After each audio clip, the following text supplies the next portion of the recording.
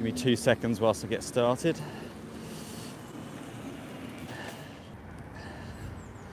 Okay, right. Okay, right.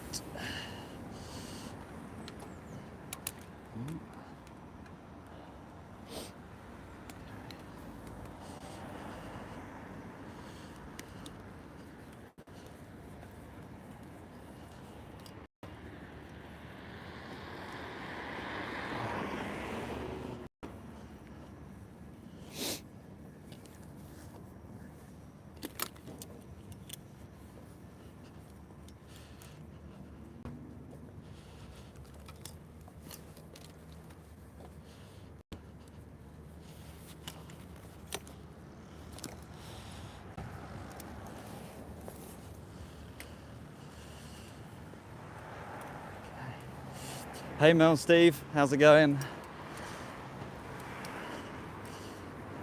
Just rocking up now.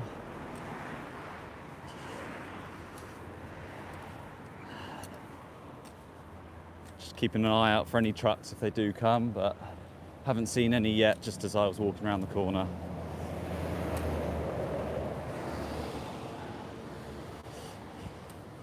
Audio and everything looks good. Awesome, awesome. It's absolutely freezing though, at least it's not raining, but I'm gonna have to get the gloves on in a minute. Okay. So I think I'm just gonna perch, a little bit further back to start with. Oh, I've got too much stuff on me as well.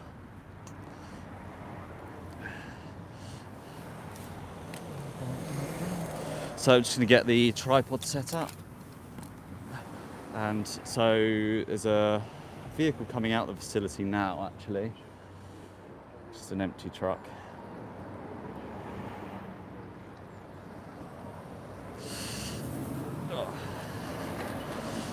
Okay. Alrighty.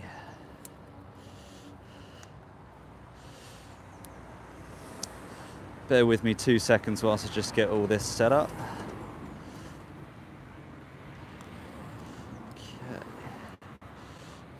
Of height to it.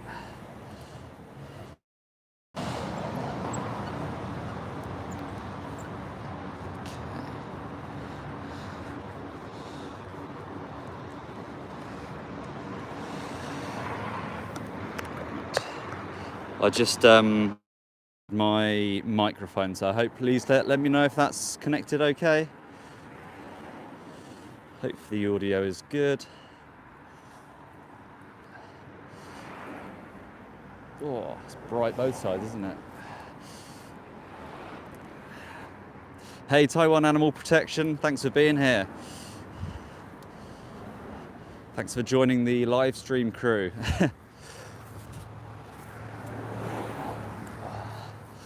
Audio is great still. Awesome.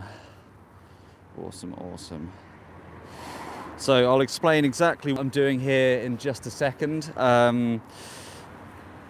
So I'm basically outside a facility which is just around the corner, and I'm just going to hold back for the time being. So what we're actually waiting for is a slaughterhouse truck to arrive.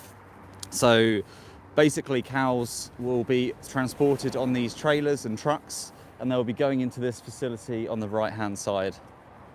And I'm here today to basically capture some footage of those animals on those trailers as they go into basically to meet their death, their final moments. I'm also here, as you can see the title of the live stream, this is a Q&A. I'm here to answer any questions that you may have about slaughterhouses, about veganism, even about live streams. So it's a Q&A as well.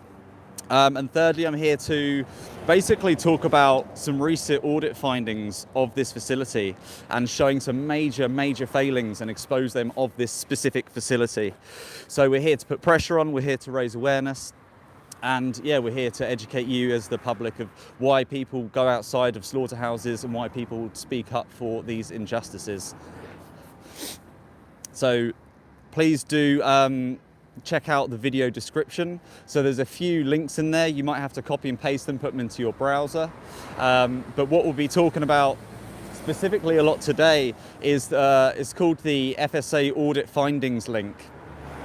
And what we found at this facility, there was major failings from the Food Standards Agency of 6 major non-compliances, 18 minor non-compliances.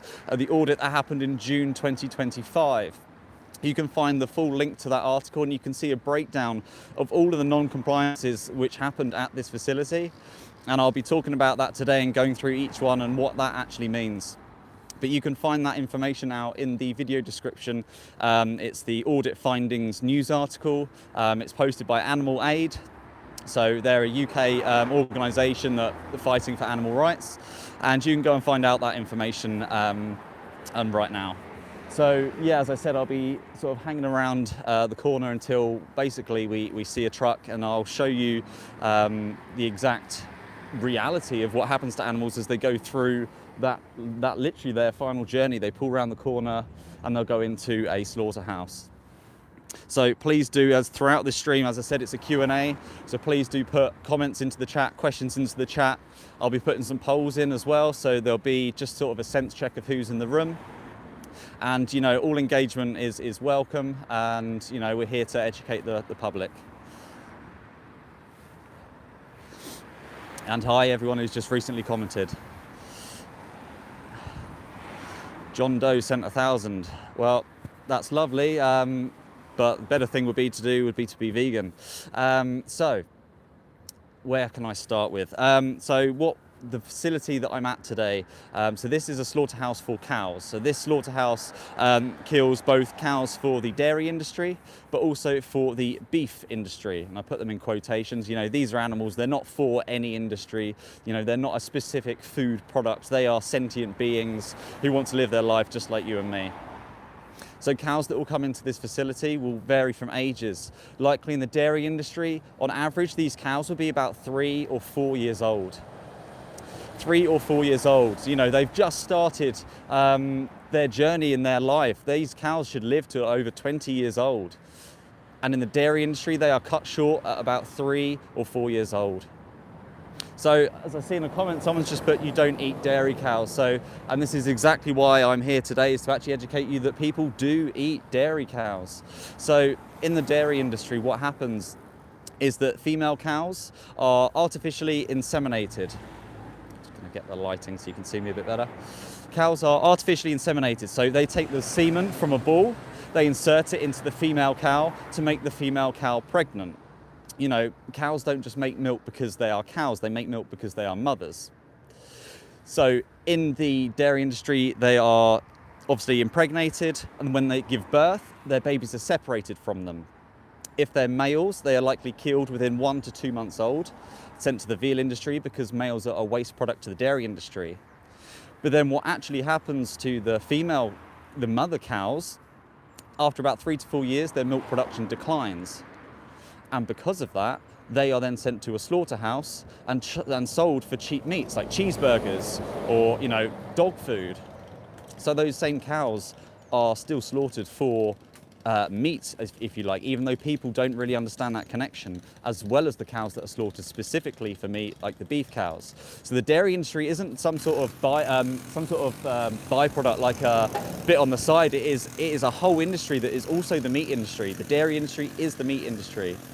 Dairy cows are slaughtered specifically for meat because they don't produce milk anymore because of their relentless milk cycle.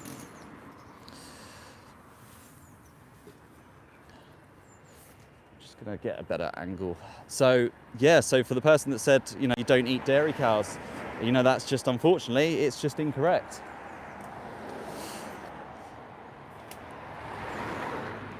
So we've just got some people doing some litter picking, so I just want to move out the way of them. And it's crazy why people drink dairy in the first place. Because ultimately these are cows, these are mother cows, and they produce milk for their young, for their babies. Yet somehow we as a human species decided that it's okay to drink the milk of another species. So I'm just going to move this around.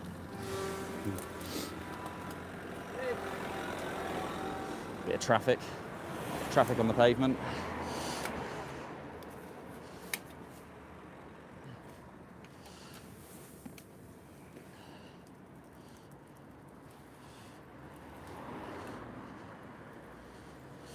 So comment saying, Mel and Steve couldn't tell me why it's wrong though, as in why it's wrong to, it's artificially inseminate cows, to take their babies away, to kill their young, to kill them in a slaughterhouse at 3 years old in the dairy industry, 1 to 2 years old in the beef industry.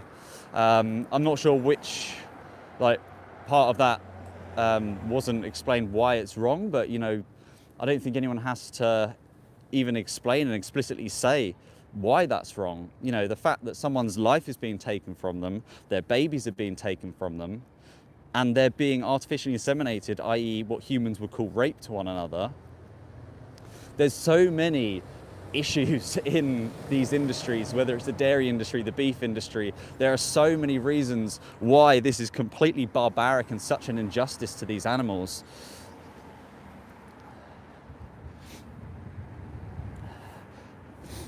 So soon there will be some trucks arriving at this facility, and I will be showing you on camera. I'll be putting the phone into the trucks and you can see the animals that are going into these slaughterhouses.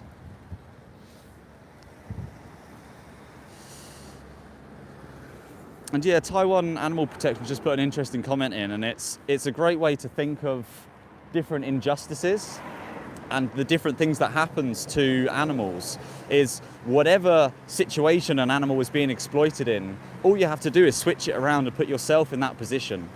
And how would you feel in that injustice, in that position? So in the dairy industry, how would you feel if someone was to artificially inseminate you, take your babies and put you into a slaughterhouse? In the fur industry, how would you feel if someone was to literally pluck your hairs from your head and your skin?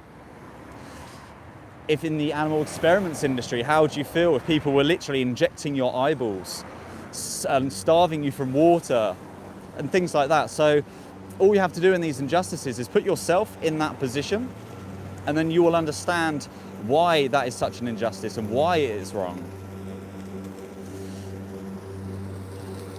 I'm gonna get run over again. Oh. Oh.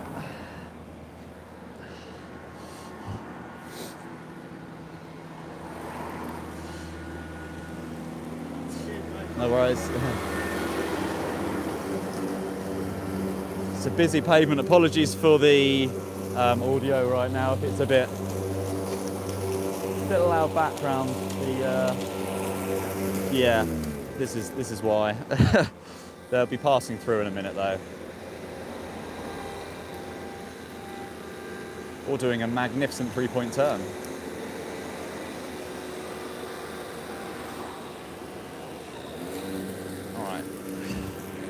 So hopefully the noise starts to get a bit better.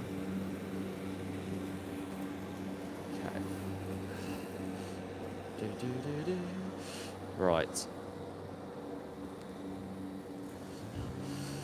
So yeah, if you don't know, so we've got Mel and Steve in the chat. They started an initiative called Project Livestream, and that is to get activists all around the world to stand in front of slaughterhouses. And the reason for that is because we need to shine a light on these industries. We become a window into the reality of what happens to these animals. And we've got more and more activists every single month going and standing outside these gates of hell, outside these slaughterhouses. So if you're not already following, please do check out Mel and Steve, check out all their content. They got loads of stuff on YouTube. You'll learn so much about all the different animal injustices. So please go and give Mel and Steve a follow, subscribe.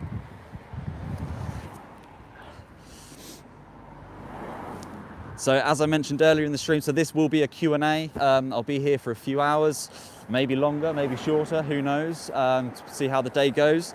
So any questions that you've got about veganism, any questions that you've got about slaughterhouses, any questions that you've got about whatever it is related to animal injustices, please do put them into the chat.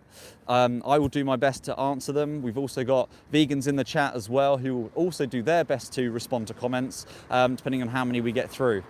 So please do, put your comments into the chat and your questions into the chat.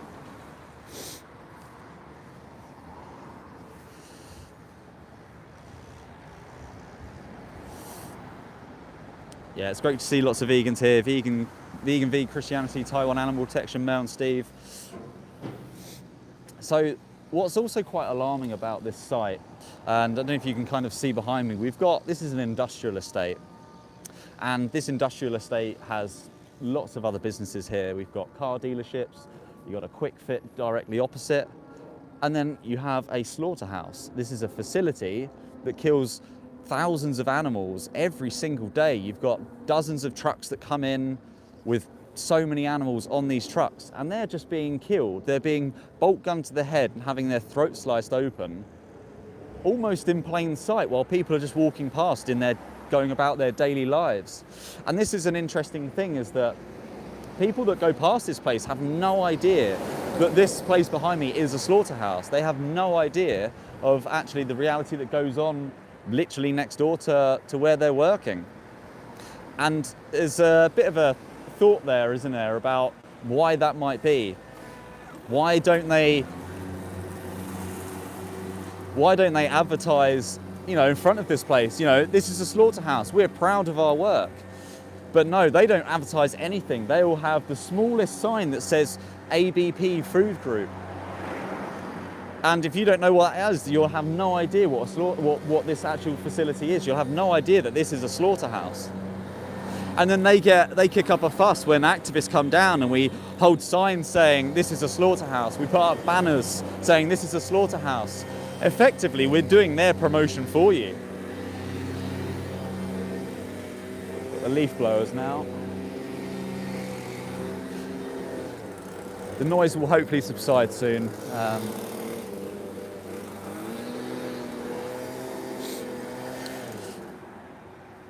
So someone's asked where we are. So I'm in Guildford in the UK, sort of just outside of London in the UK.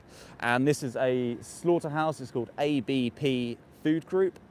And this is a facility that slaughters dozens and dozens and dozens of female, male cows throughout the day, every single day of the week. And this specific site is of particular interest because they have massively failed their audit in specific areas. So they have had major non-compliances in 6 different areas at this facility and 18 minor non-compliances at this specific facility. Mel and Steve have just put a link into the chat. You can go and read that full article.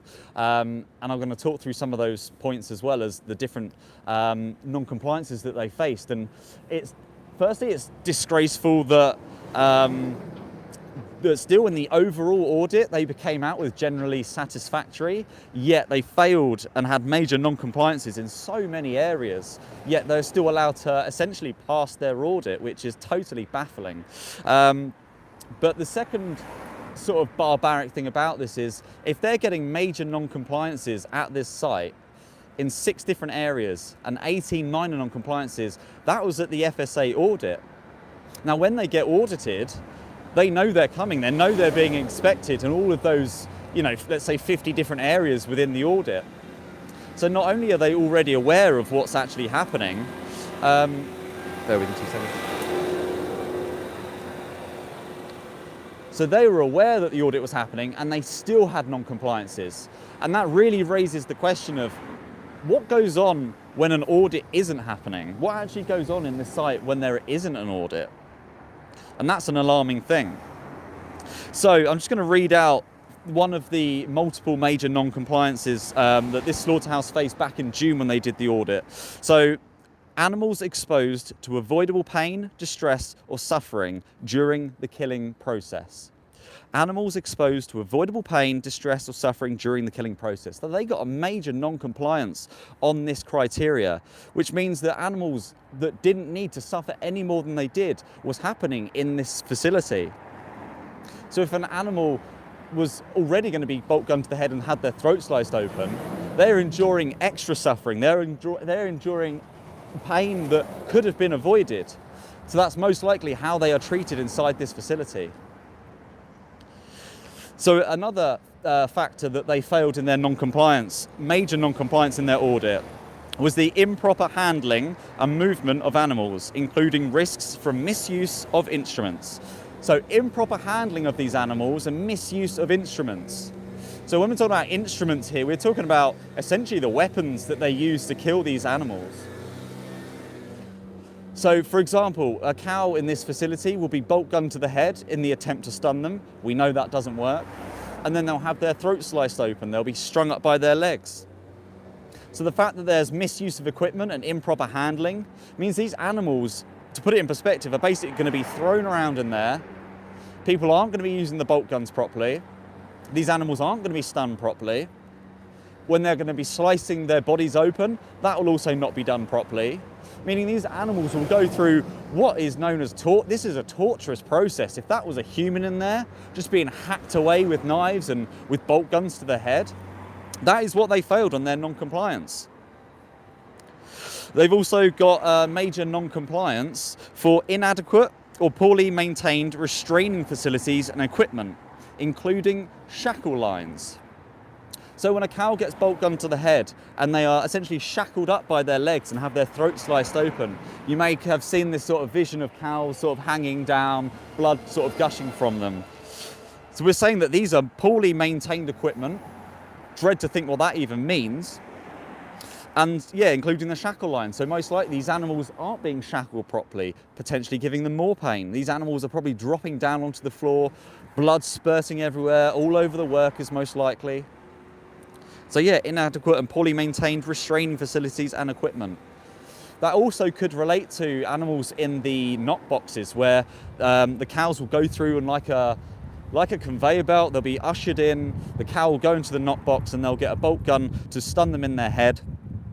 And here we're talking about restraining facilities, so where those cows are enclosed. That could also mean that those cows were, the restraining of those cows, they could have been tightly squeezed in, they could have been falling out the sides, they could have been slipping around. When they're trying to be stunned in the head, they could have been just absolutely pronged all over their body in the attempt to stun them. And this one is a really important one and quite often a topic of debate on these live streams. So there was another major non-compliance for the stunning methods that failed to ensure rapid and effective loss of consciousness and sensibility. So often we hear about, slaughter methods that are stun versus non-stun. Now this specific site stuns animals with the attempt to and with the bolt guns to the head. Yet here, the audit findings from the FSA show that stunning methods have failed to ensure rapid and effective loss of consciousness and sensibility, i.e. they're attempting to bolt gun these animals to the head, they're attempting to stun them, and it just doesn't work. These animals, and I've seen footage of these cows being attempted to be stunned 3, 4, 5 times. They're getting bolt gunned into the head. It's just like battering a cow over the head multiple times. So we know that stunning methods don't work. In a facility that stuns animals, audit findings show that there's major non-compliances and actually they don't stun the animals properly.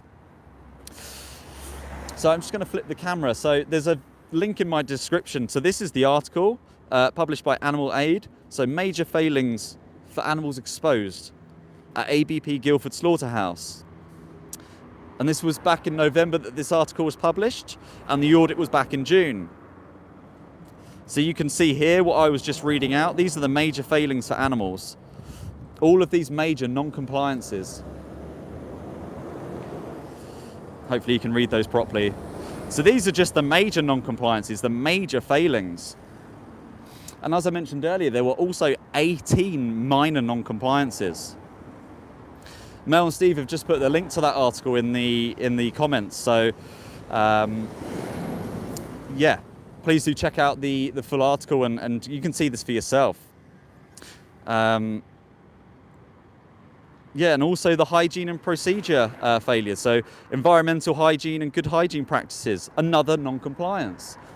So imagine, the fact that their hygiene, which already, can you imagine the hygiene inside of a slaughterhouse? All those guts, the blood, the bodies, and they've even got an environmental hygiene non-compliance as well.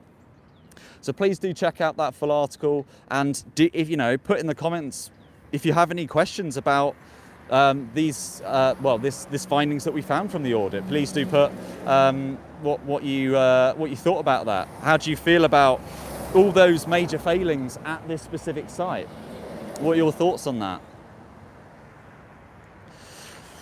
And this is also a call to action to actually anyone right now in this live stream, is that you can basically go to Google and type in FSA audit, and you can go and find results of your local slaughterhouse. You can go through the data and you can find exactly what's happening at your local facility.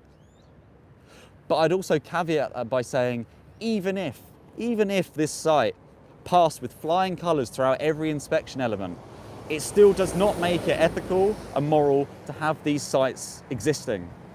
I'm not here to advocate for welfare. I'm here to show you and educate you what's happening at this site. But as I said, even if this site passed with flying colours and all of those inspection elements, it still wouldn't make it immoral. We still do not want these places existing, because those cows are still going to be going inside. They're still going to be bolt gunned to the head. They're still going to have their throats sliced open. It does not make it ethical. It does not make it moral. And that's why we have to show you exactly what happens. And for everyone in the chat that maybe hasn't seen what happens in these slaughterhouses, again, in my video description, there's a link to something called 3minutes.wtf. 3minutes.wtf. It's in my video description. You can copy and paste that link into your browser. It's completely free to watch. And what that is just a 3-minute video of what happens in the animal industry. You can find out what happens in slaughterhouses, farms, all in a summary of 3 minutes. I had people on my last live stream that went and watched that footage. They went and watched the 3 minutes. They jumped back onto the live stream and they pretty much said that their life had changed because of what they had just seen. They realized, and they came back in and they said how horrifying it was, how they've been lied to, how it's disgusting, and how they're going to change.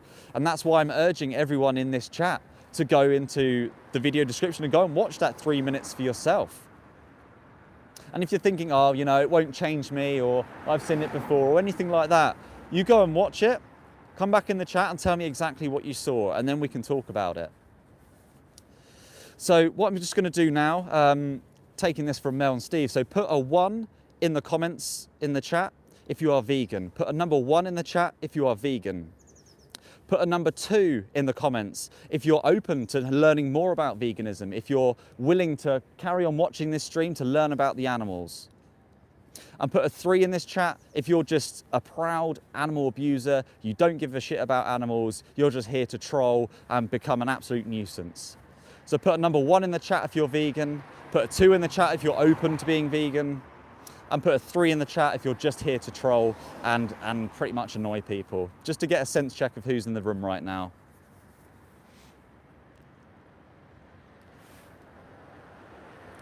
And it's great to see so many vegans in the chat. Zifa, Defro, a 3. Benny's another 3.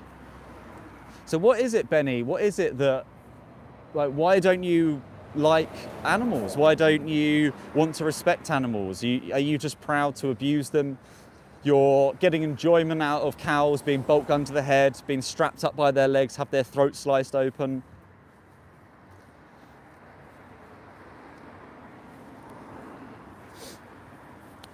So I've just dropped to the, or just going to drop to the bottom of the comments box, and I'm going to pick up some questions. So Dragon said, I'm not going to be vegan ever. For one, my sister was in it, put her into the hospital, so no. What on earth was it about being vegan that put your sister into hospital? Please do put in the chat. So Benny, are you a lover of cats and dogs, but just not cows and pigs? Is that, you're saying we need meat? So let's clarify, you know, I wish I had like a little dinger bell, because we often on these live streams get the same sort of arguments, and I've seen a couple come in already. But the first bell that I'm going to ding is the we need meat myth. So you're claiming that we need meat. That is just factually incorrect. That is such a lie. And if it was, all of these vegans in the chat, myself included, I wouldn't be here right now. If we needed meat, am I just a ghost? Do I not exist? The fact is, you don't need meat to survive and thrive. You can thrive on a plant-based diet throughout all forms of life, from infancy to adulthood to old age, and this is scientifically backed up by the British Dietetic Association, the American Dietetic Association, and even the World Health Organization. They classify like red meats, processed meats, as class 1 carcinogens, known to have a direct causal link to cancer. So when you're saying you need meat, well, actually, that's been classified as a carcinogen known to cause cancer. So surely it's the complete opposite. Benny, here's a question for you. How would Jesus kill an animal? How would Jesus kill an animal, Benny?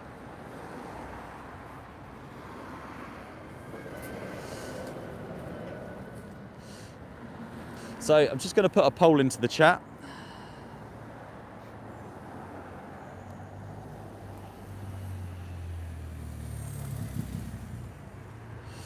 And the question, bear with as I'm typing it. Okay, so I've just started a poll. So I'm just going to move it to a little bit to the right of the screen. So the poll is, should we respect animals? Should we respect animals?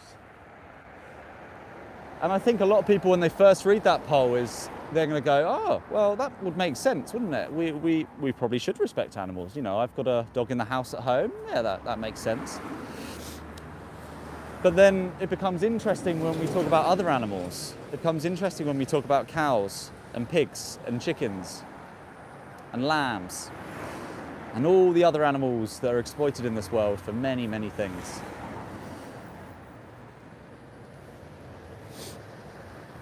So the fact is, so far we've got 13 votes and not a single person is saying no, which is great. This is a great sense check of who is in the chat right now. Everyone at the moment is saying that we should respect animals. Like, this is brilliant. No one has said no. So I guess the bigger question is, when you're answering that, what animals came to mind? You could put in the comments what animals came to mind when you were answering that poll.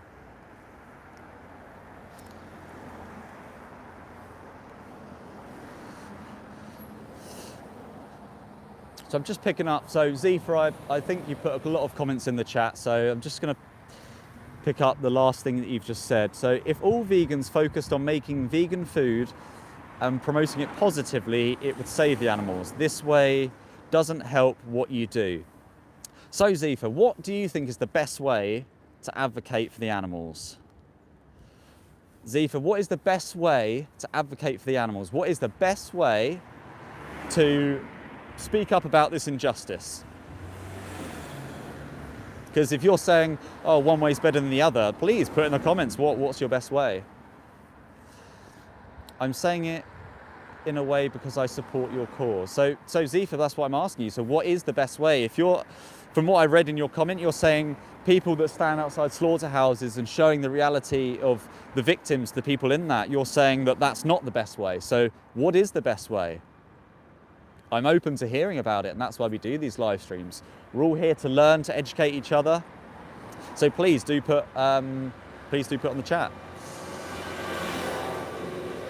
So I assume that's Amber's AMBM9R. So actually, are you actually visiting the slaughterhouse? So I'll just move the poll up a bit. Ooh. So the slaughterhouse is literally just round this corner here. So I'm just standing a little bit back because I know that there'll be a truck arriving fairly soon, and then I will be showing you what happens inside that truck. I'll be showing you the reality, and I want to, basically stay around the corner and catch the truck as it comes round. So I'm trying to keep an eye on the road as well because I don't want to miss what's going on. Okay. Hey Jason, good to have you in the chat. And the real Meebo, thank you for being in the chat as well. So do you have Instagram? Yes, I am Alex Activism on Instagram, same as my YouTube channel name. So please do subscribe to my YouTube channel. And yes, you can go and follow me on Instagram. And you can see all the content that I do. I often, I've been outside slaughterhouses every single month for the past couple of years, multiple times in months sometimes. I can't even count the amount of times that I've been outside slaughterhouses and different slaughterhouses as well. You know, been outside different cow slaughterhouses, been outside sheep slaughterhouses for lambs, been outside chicken slaughterhouses for the chickens that are being killed. Like, I've seen a lot of things, and there's one thing in common with all these places is that they are absolutely disgusting, and that these places should not exist in any form.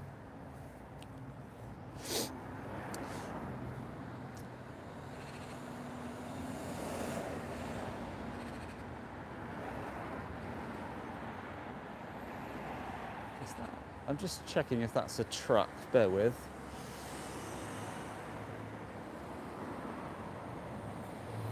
Could be a waste truck.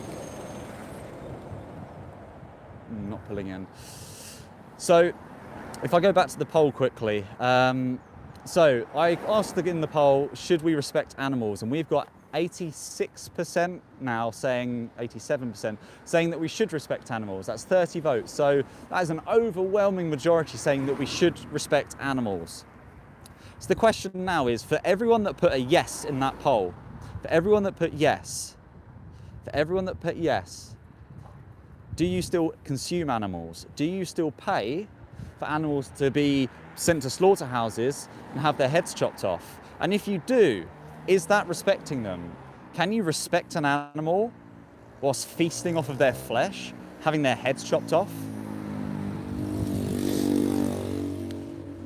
Winston, you know you'll just get timed out. You know you'll get timed out, Winston. That's your warning, Winston. Put questions in the chat, Winston, but you know what will happen. You know what will happen. So Zifa saying, yes, you can respect an animal and still eat it. So if I put you in that position, Zifa, if I bolt gun you to the head and have your throat sliced open, would you say that I'm respecting you?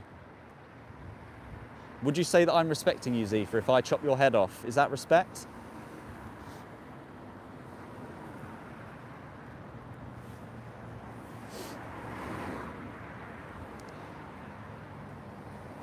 So Benny's saying how milk and eggs are slaughtering. So if you weren't in the chat earlier, Benny, so this slaughterhouse takes in dairy cows, i.e. cows that produce the milk that some humans decide to drink.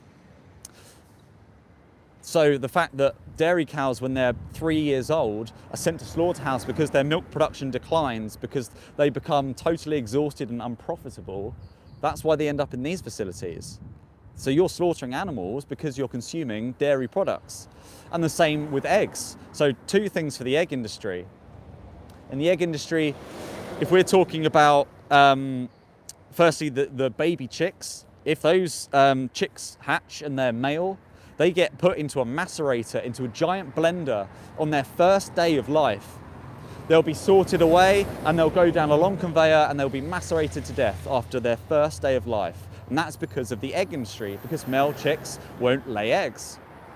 But also, if we then look at the egg-laying hens, the hens that are producing those eggs, about a year and a half, maybe less, they will also be sent to slaughter because they are bred to produce dozens and dozens of times more eggs than they would do naturally, meaning they become overgrown, they become just totally exhausted again. Their bodies can't almost hold them up.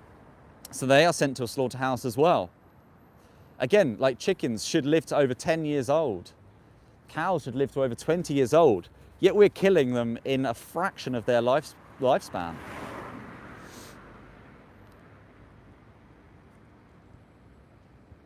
Oh, so there's a truck coming now. There's a truck coming now. So keep watching. Just going to close the poll. Keep watching this.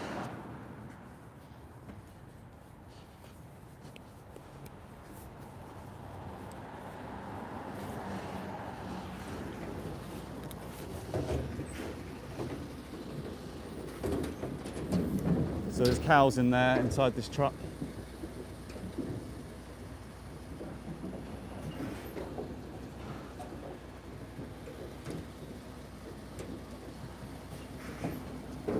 All those cows, you can see their heads.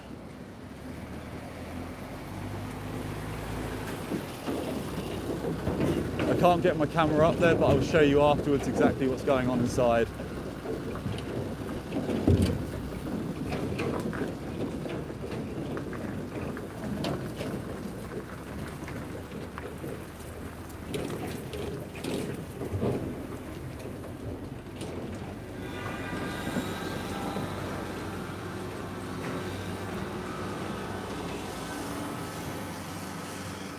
So Mel and Steve, if you're still on the chat, the usual person isn't actually there right now. So I'm going to show you what was in that truck, or should I say who was in that truck. So I captured all that in slow-mo. Give me 2 seconds.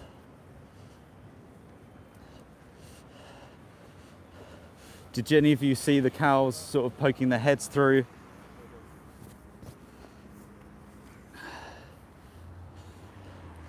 If you just bear with me. Oh, it's horrible. It's absolutely horrible.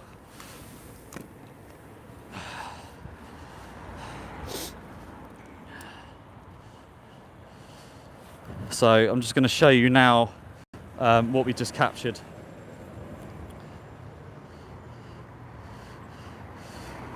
Did you manage to see the cows poking their heads through the window?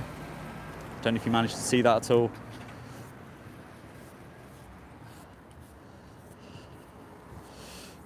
Yeah, I captured the whole lot on slow-mo. Oh my God, there's so many in there. Wow.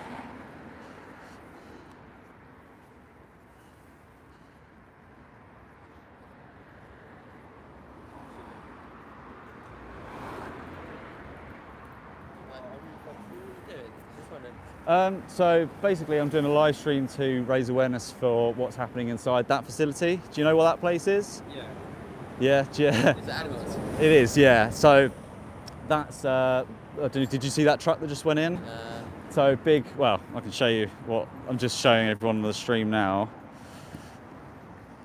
So these are baby cows, essentially dairy cows that are sent into that slaughterhouse. They're about 3 years old. You look actually younger than that, so cows should live to over 20. But people don't know that this place exists, you know, people that live and work around the corner. And we're driving in and out, just wondering what you're doing. Yeah, so basically trying to bring people to show that what will happen is those cows now will have a bolt gun to the head, they'll be strung by their legs and have their throat sliced open because of, firstly, the dairy industry and then because of the beef industry. And the idea is that you don't have to support that. If you're not wanting animals to have their heads chopped off, you can just... I've loaded cows into those trailers. You have? Are you like farming family? Yeah. How does that make you feel? Fine. Makes you fine? Yeah, that's what they're there for. If they weren't, they're not, like naturally, they wouldn't be bred that much. No, they wouldn't. That's why they're bred into existence because And of they're that. looked after well up to it. But it is a bit sad, but like... Have you ever seen inside of a slaughterhouse? Do you think that might be one reason why your perception is half of the view? I don't even veggie or vegan? Vegan, yeah.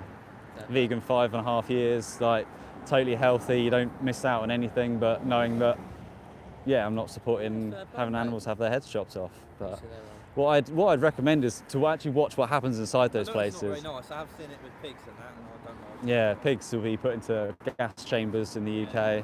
Here, cows, yeah, they're bolt guns to the head. Anyway, but yeah, have a nice day, mate. Thanks for stopping by though, and yeah. Actually, yeah. One thing, sometimes most of them are got illnesses anyway, so you can't help them anyway. So because we used to load them up when they had tuberculosis. Oh yeah. That's places like here. Yeah. But they can't. It's good for them. Like, you can't really do anything with them once they got it. It's not really yeah, and this is the thing, like, a lot of people think, oh, I'm kind of here just to, like, get all the cows off the trucks. Like, I'd love to do that, but they'll just be bred again and again. So it's the idea that if we don't breed them to be then disease-ridden and then sent to a slaughterhouse, like, we don't need to do that at all. Yeah. So, yeah, thanks for stopping by.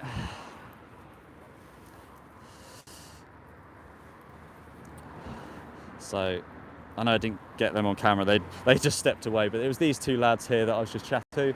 I don't know if you heard much of that conversation, but obviously the guy on the right was just, he was a farming family, and saying that they're well looked after, saying that, you know, it's normal and, you know, we should send them to slaughter because they've got tuberculosis. And again, it's that thing, like, we shouldn't be breeding them in the first place. Like, that's you know, it's just the wrong thing to do in the first place. So shy weed demon saying leave people alone. So the fact is, I was stood here live streaming and they approached me and they said, what are you doing? They came and they were curious. So, you know, I was just engaging in their conversation. I didn't even speak to them to start with. So, yeah. AMBRs, do you respond to Insta DMs? Yes, AMBRs I do. Some might be in my message requests, but I always do check them. So I will get back to you. But yeah, it's just curious, like that's an interesting conversation, and it always just makes, you know, you meet so many different people, and between that too, it was an interesting dynamic. So you had the guy who was the farmer saying it's okay and he's loaded cows into trucks before, and in his eyes they've had a good life. Little does he probably know that they're, you know, 2 years old and they should live to 20. But the other guy was really curious when he was saying, like, fair play, like he understood why. And it's hard, you know, when you have a split second to really get everything you want to get across. But the fact is that the guy understood that. He was like, yeah, no, that makes sense. Like, you don't want to send animals to have their heads chopped off. Yeah, that makes sense. So what's interesting now is obviously they'll walk away and have a conversation about what we've just spoken about, because they didn't know, and they live and work around here, they didn't know that that site was a slaughterhouse. So firstly, now every single time they'll go past, they'll be reminded about the cows that went on those trucks. And I just showed them some footage of those cows as well. They looked super, super young, and I'll show you them in a second as well. But they're going to talk about that now. And I always wonder, like, what seeds do you plant with people? What do you get them to change? And for the guy that was like, yeah, I kind of get it, like, I wonder if he will ask questions to the farmer, and vice versa. But for the farmer, when I asked him, have you actually ever seen inside of one of these places? Have you ever seen inside of a slaughterhouse? He said no. And that's such a common thing in the farming industry, when you get a lot of farmers on these live streams and they say, oh, we look after the animals, you know, we care for them, we get upset when we drop them off at the gate. Yet none of them ever go inside. None of them ever see what happens to their beloved animals that they have spent so long with. So I hope that he will then go and watch some footage. And I have just remembered now that I have actually got some cards with me, and I should have given them one, but I've got so many bloody things on me. But yeah, so what I'm just going to show you now is, for those that were on the stream, I was just showing you the truck that pulled up. So firstly, this was the big red truck that arrived. So this is the scale of that truck. So keep watching. And this is what is inside that truck. How young they are. Just going to turn the camera around so you've got probably better quality. There we go.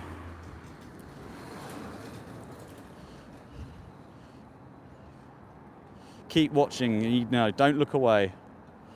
This is why I'm here today, and this is why, you know, we're showing you what happens inside these facilities. This is exactly why activists turn up day in, day out outside these facilities.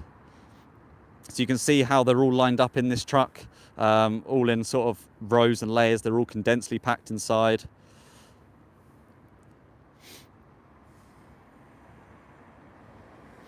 They look super, super young. All sort of covered in shit as well, you can see. Look into their eyes, look into the eyes. Look at them. They are getting that last breath of fresh air from the outside. How does that make you feel, seeing that? Genuinely, how does that make you feel?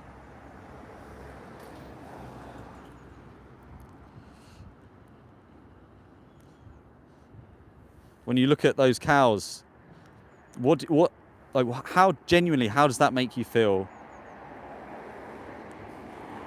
Look how young they are. They're about to have a bolt gun to their head, be hung up by their legs, and have their throats sliced open.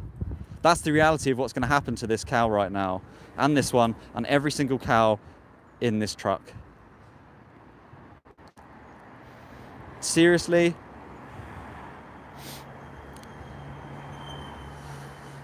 How are people in this chat right now defending what happens to these animals? How are people saying that what happens in this truck right now, this is fine? I'm seeing the comments coming through and people are saying that makes you feel hungry. Seriously?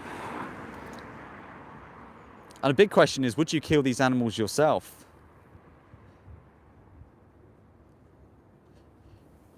You know, when you look at that cows there in the eyes, could you honestly grab a knife and cut their throat? Seriously? Could you do that?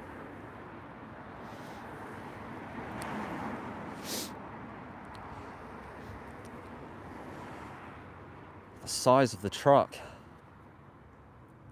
And we know that what's going to happen inside now, not only is it going to be absolute torture and hell for those animals inside, and the fact that they're going to have a bolt gun to the head and have their throat sliced open, but the fact is that this site had 6 major non-compliances in their recent audit in 2025. Those cows are going to be thrashed about inside. They're going to be thrown about. They're going to be improperly stunned. They're going to have a bolt gun to the head multiple times. Animals are going to be abused inside this facility. And that has been proven by an audit. The FSA audit have shown 6 major non-compliances for the improper handling, improper use of equipment, improper stunning, poor environment and hygiene standards inside of this place. Told you, Winston. I gave you a warning. Didn't listen.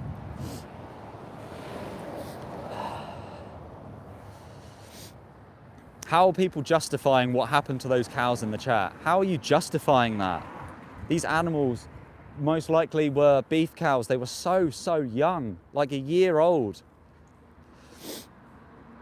So what's really interesting is, for the people in the chat right now, when we're talking about female cows, there's a question for everyone in the chat. If you want to put in the comments what you think the answer is.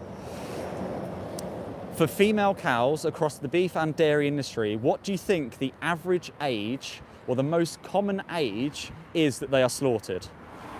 What do you think is the most common age that female cows are slaughtered in the UK? Are they 0 to 1, 1 to 2, 2 to 3, 4 to 5, 5 to 6, 6 to 7, all the way up? They should live to over 20 years old. Please put in the comments how old you think female cows are when they're killed. So Dan's saying 2. Any other guesses in the chat? The most common age of female cows when they're slaughtered. What do you think the most common age is that female cows are slaughtered across the dairy and beef industry? So just female cows combined. Drew Hayes is saying 30 days. Viv saying 1. So we've got a range. So 2 years old if they are not making babies. So at the moment, everyone seems to be between 30 days and 2 years. Has anyone got any different answers? Do you think there anything else? So the question is, how old do you think the most common age is that female cows are slaughtered? 2 years old again. Any advances on 30 days, 1 year or 2 years? So we've got someone guessing 5 years old. Remember, these cows should live to 20 years old. What do you think the most common age is for female cows? Because this is really interesting, because there's no, these are just your guesses. There's, this is why I'm doing this, to work out what people think in the chat. Age 1, 5. We wait to 2 years because we need to make sure that so are you a farmer, HF Mechanical? Are you a farmer? So, what I can tell you is that there will be some, let's say, news articles coming soon about some of this data. I recently obtained a Freedom of Information request from the Rural Payments Agency for statistics on England, Wales and Scotland, so Great Britain. The most common age for female cows is actually between 1 and 3 years old. These cows should be 20 years old, and the spike is so considerable. I think it was over 700,000 cows are raised between 1 and 3 years old. But what's also interesting is the person that put 30 days. they are also correct when we're talking about the dairy industry and we're talking about the age of calf slaughter. So the most common age for calves to be slaughtered is between 0 and 2 months old. So what happens to calves in the dairy industry is that the mother cows, the dairy cows, will give birth, and if they're male, they are separated from their mothers, and then with under 2 months old, they are going to be killed and most likely sent to the veal industry for meat. And the reason is because they would not produce milk. They are of no use to the dairy industry. So calves are often about 1 month old. Imagine your baby being 1 month old and being taken away and slaughtered. And I saw earlier up in the chat, I think maybe it was Mel and Steve, I saw the 42 days. So if we're talking about how old chickens are, so broiler chickens, no, the chickens that are meat chickens as people call them, so not the egg laying hens, the broiler chickens, they are on average 42 days old, 6 weeks old. Hundreds and thousands of chickens will be loaded onto these massive trucks in yellow crates, and they'll be sent and lowered into CO2 gas chambers at 6 weeks old. So the chickens that people are buying in supermarkets are babies. You're paying for babies to be gassed to death and then eating their bodies. It's just 6 weeks old. And for cows, they're 1 to 2 years old. Yet these cows should live to over 20 years old. And it's such a heartbreaking thing when you hear that phrase of, and I often say it is, we don't let animals grow old. We don't allow animals to grow old. Ashley Cartwright saying, Alex, you are ignorant. What's your question? Do you have a question for me? Do you have a question for me? Everything that I'm saying is factual. It is, you know, it's facts. This is the reality. It's not my opinion that cows are 1 to 2 years old. It's not my opinion that chickens are 6 weeks old. It's a fact.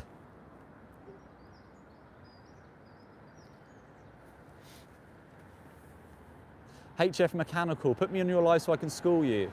They don't gas chickens. Okay, so what do they do in the gas chambers with the chickens then? Do they just gas them for fun? What do you mean they don't gas chickens? Of course they gas chickens. I've seen it myself. And there's, so if you look up Joey Carbstrong on YouTube, he did an expose of hidden cameras inside of a slaughterhouse.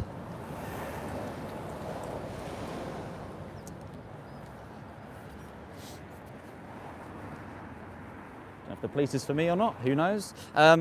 He put cameras inside of a slaughterhouse, and you see the chickens getting lowered into the CO2 gas. You see them suffocating. You see their eyes almost like burning, them laying back, gasping for air. And the fact that you can go to a chicken slaughterhouse and you can see the gas chamber. So what on earth are you on about that we don't gas chickens? Of course we do. That's what happens to the chickens. That's how we kill them, and the same thing for pigs.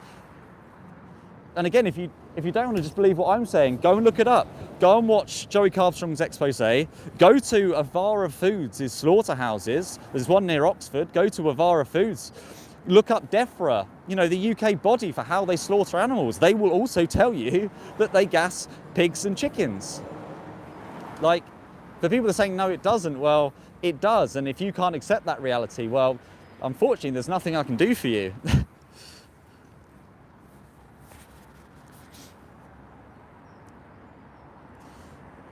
And thanks for everyone that's replying to other comments in the chat. There's a few coming in, and please do keep commenting. As I said, it's a Q&A, so I'll try and respond to as many as possible.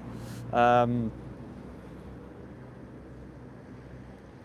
Ashley Carter, I'm just scrolling back up a bit. Ashley Carter said, yes, we have far bigger problems. I slaughter my own animals. The bigger problem is excess and supermarkets. Community should take care of the animals and consume and not be part of the process. So you do realise that supermarkets produce and sell animals because people buy those animals. It's all supply and demand. Supermarkets aren't just lining shelves full of animals and never selling them, because that's the most ridiculous business model I've ever heard of. People replace and replenish things on the shelves because people take them off the shelves. It's all supply and demand. Supermarkets put things on the shelves because they're purchased. So, of course, like, it's people that are consuming animals is causing them to be killed.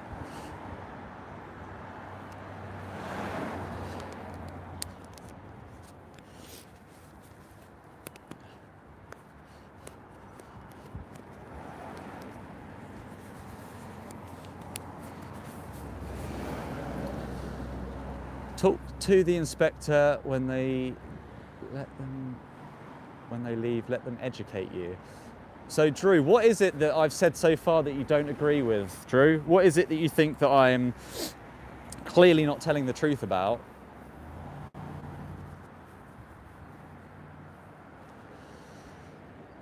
So Silver Haze, are you vegan? Yes, I'm vegan, been vegan over 5 years, living a long, happy, healthy life, knowing that animals aren't being killed for me. One person alone can save over 200 animals per year, just from the food that we're consuming. So that's the impact of one person. And then if you make one other person vegan, that's another 200 animals saved. It's a snowball effect, and that's why we're out here trying to educate people, everyone on these live streams, people in the public that come past and have a chat with us.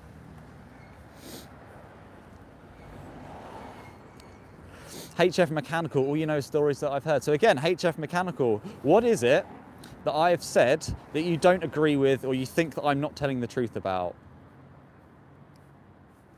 Drew Hayes, animals shouldn't be respected, even as pets. Nobody, God said we could. So Drew, you just think we shouldn't respect animals. You're just a proud, if I had one of those medals with me, I'd be giving you that proud animal abuser medal. And again, Drew, how would Jesus kill an animal?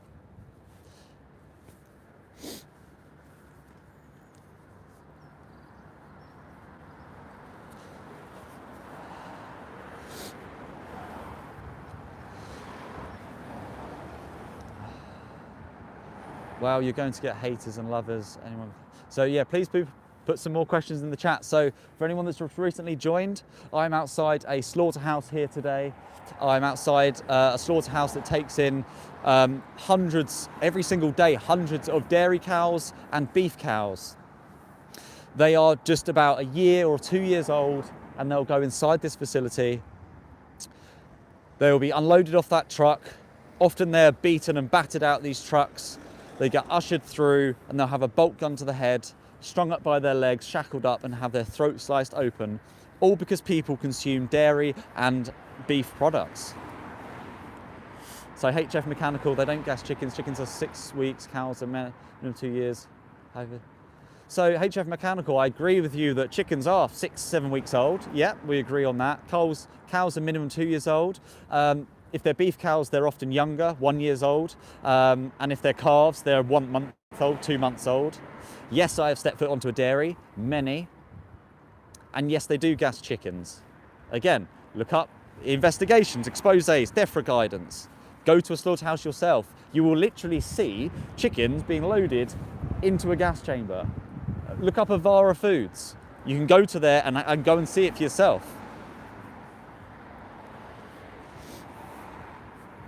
So Indian atheist saying debate me. Do you have any questions? What's the question? Drew Hayes, want to start talking about plants, if plants could screen or bleed. Then look out, Alex. So yeah, I'm not even going to respond to that about plants because we know how ridiculous that is when people say about plants. So Indian atheist, so animals eat animals, is it wrong? So again, some animals eat other animals, some animals don't. People often go with the animals that do, but you know, look up the strongest and often the oldest animals in the animal kingdom are herbivores, they're herbivorous.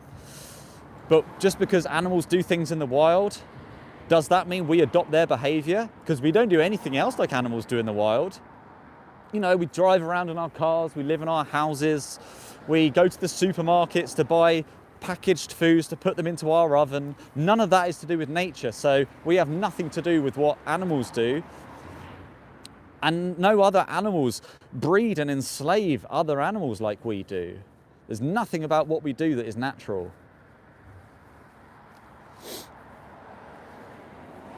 And again, all these people just, you know, throwing out these comments, you're just defending animals having their heads chopped off for no reason. You're defending animals that are being unnecessarily killed. How are you defending that? How are you supporting that? Yeah, exactly, the real Meebo. End whataboutism.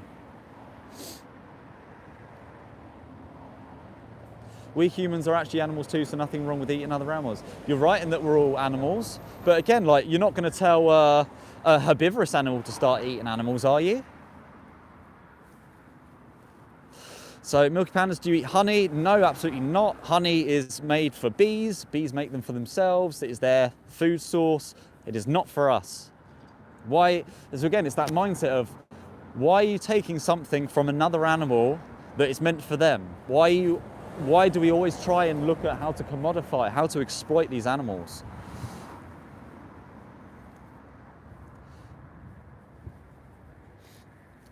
So Ashley Cartwright, go to my video description and watch 3minutes.wtf. Go and watch that footage and come back on the stream and tell me what you saw. So OJ WizWow, this guy has no idea about nature. So ask me some questions. Ask me some questions. Milky Pandas, so no, I don't wear wool, I don't wear leather, I don't wear anything that comes from an animal. But again, like, you're asking about honey, and it could be genuine questions, but honey, wool, these are all products of animals that are being exploited. If you look up any videos of what happens to those poor sheep for the wool industry, or the fur industry, or the leather industry, no food, clothing needs to be taken from an animal. It's theirs, not ours. We're humans, we can survive with other things. We don't need to take things from animals.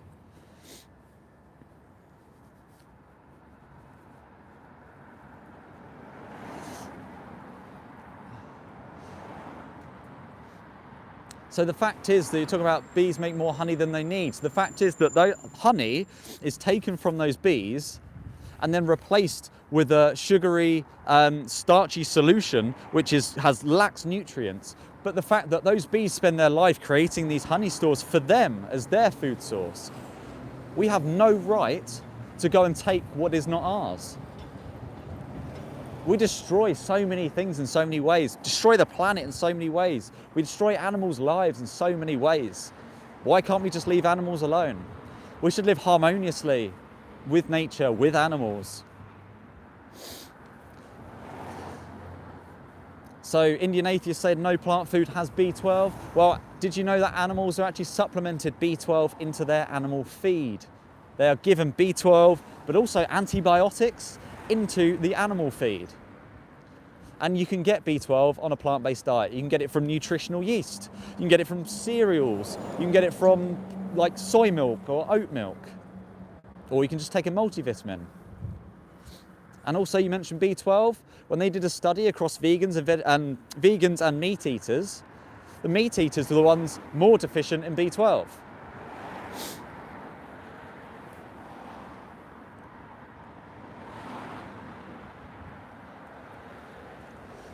So someone said, I guess you've never actually looked after bees. Probably, comment's gone. No, I haven't looked after bees, but I don't need to know that we don't need to go into their environment and take honey from them. We don't need to go and take what is not ours.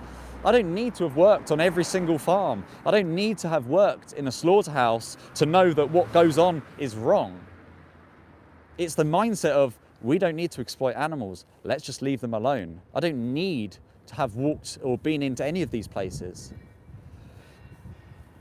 Someone saying, you take my tax money. Do you know that it's the taxpayer that subsidises the meat and dairy industry? Millions of pounds is pumped into these industries that prop up this infrastructure. That's where your tax money goes.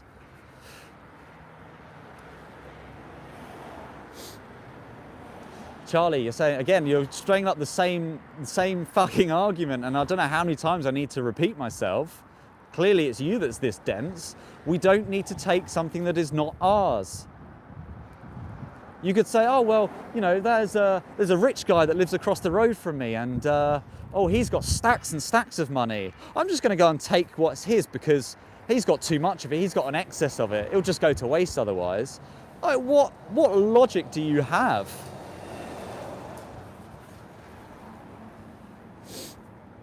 So, Happy Alpine Village, go stand outside a mosque and lecture them about halal. So why are you bringing up halal? What is the reason you're bringing up halal? So it's interesting, you haven't brought up kosher.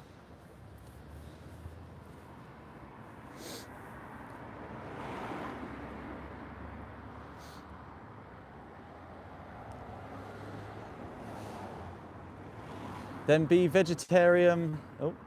Then be vegetarian, but veganism is extreme. So I'm gonna just answer that one, Indian atheist, because it's a comment that I think people put quite a lot. So your comment was be vegan, so your comment was be vegetarian, but veganism is extreme.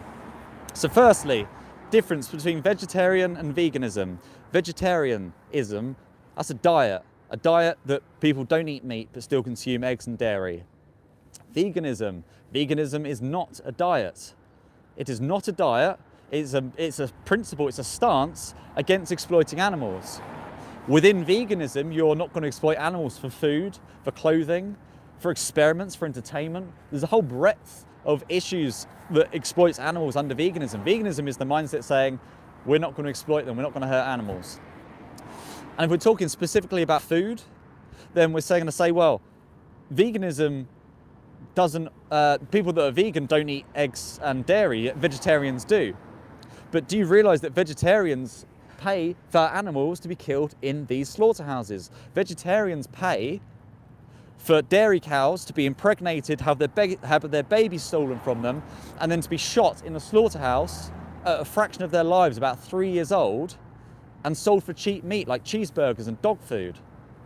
And in the egg industry, you're paying for male chicks to be macerated, to be blended up alive, and paying for egg-laying hens to be killed at about 1.5 years of their life.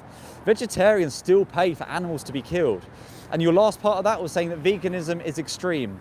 Please tell me what is extreme about being kind to animals? What is extreme about respecting animals? What is so extreme that we want to just basically leave animals alone?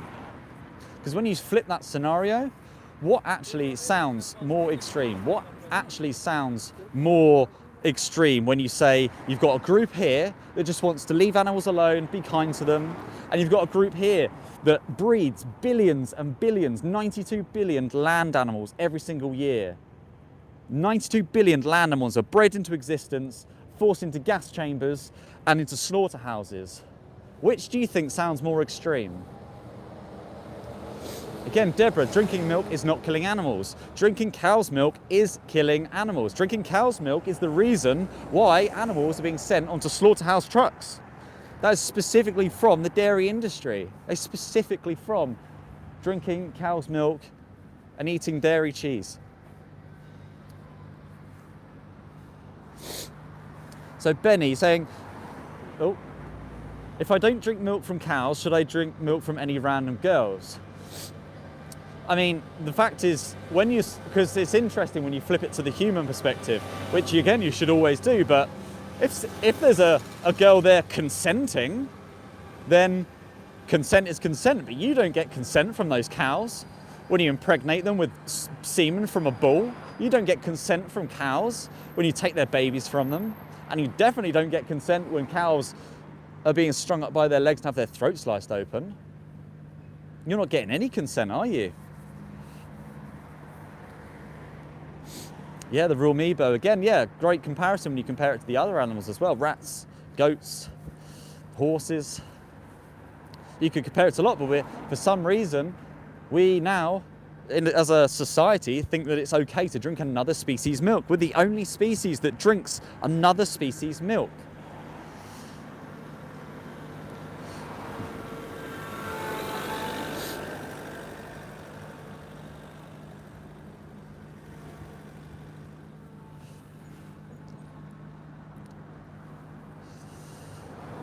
Why waste your data on this, dude? So, Glenn Whitney, so do you have what's your opinion on what I'm doing today? What's your opinion on slaughterhouses?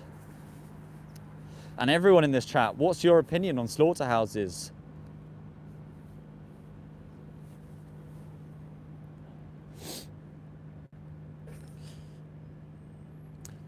So yeah, put a 1 in the comments if you are vegan. Type the number 1 in the chat if you are vegan. type a number 2 in the chat if you're open to being vegan. If you're open to hearing more, put a number 2 if you're open to learning about these facilities. And put a number 3 in the chat if you're just here because you love abusing animals, you love the fact that animals are being slaughtered and you're just here to troll. Put a number 1 if you're vegan, put a 2 if you're open to hearing more, and put number 3 if you're just here to troll. And we'll see who we've got in the room right now. It's great to see the 1s, a couple of 3s. Shyweed Demon 2, thank you for being here. Sleepy 2, Indian Atheist 2, thank you all for being here. So for everyone that's currently typing the number 2, what I would genuinely urge you to do is, if you go to this live description, go to the video description, there's a link to something called the 3minutes.wtf. 3minutes.wtf, and you can go and watch a 3-minute movie, and that has changed so many people's lives because you learn so much in just 3 minutes. So I urge you to go and do that. You can copy and paste the link in your browser. It's completely free to do. And yeah, you can go and watch that and come back on and ask some questions, because yeah, on the last live stream I did, people went and watched the 3-minute movie. It changed their mindset. They came back, they asked questions, and they realized they had to change.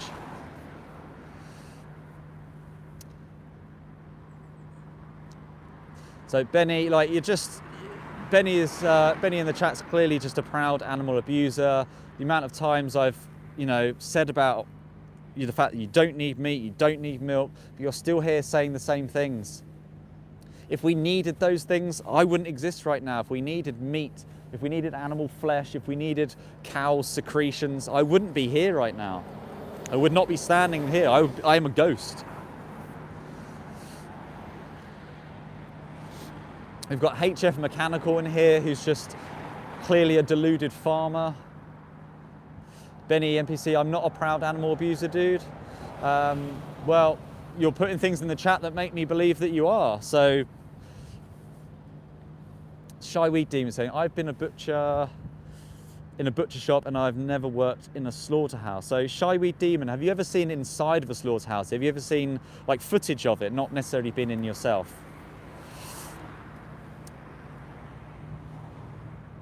Laucan, your logic is good. Thanks for being in the chat. Indian Atheist, are you fine with lab-grown meat? So, hey Martin. So lab-grown meat, obviously lab-grown meat is there to, in theory, replace the animals by taking, cell cultures or whatever to produce animal flesh in a lab. Which obviously, if it's going to stop animals being killed, great. But again, it's this mindset of, why are we trying to again, use animals in the name of science to produce lab-grown meat? But when we have alternatives that exist already, we don't need to, in my opinion, I don't think we need to invest all this money in lab-grown meat when we have solutions right now. In your supermarkets, you have everything you'll ever need to live vegan on terms of a plant-based diet. Whole Foods, you've got so many beans, legumes, lentils, tofu, chickpeas, seitan, tempeh. Oh, it's another cow, another truck coming. This one's going to be slightly harder to capture because of the small. How high is that going to be?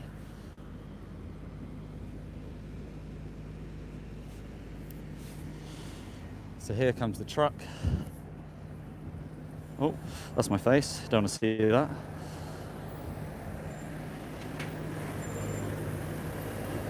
So inside here you've got all the cows. Again, it's slightly too high. I'll show you though afterwards.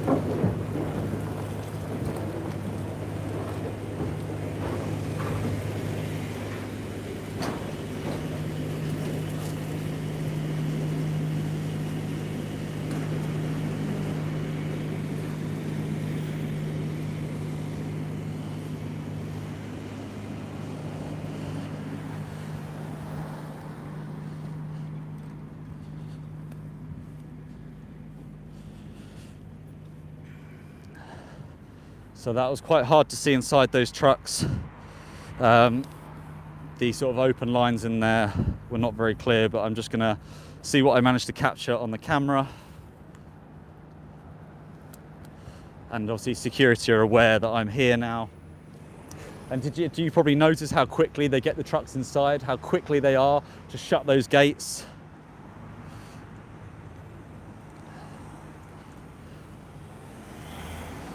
So this is the truck that pulled up. I'll just flip the camera so you can see. So this is the truck. I'll just scooch along a little bit. Look at even the shit on the outside of the truck. With all the cows inside. Bear with me, here we go. Inside are so many cows, all lined up. The conditions are just absolutely horrendous in these trucks.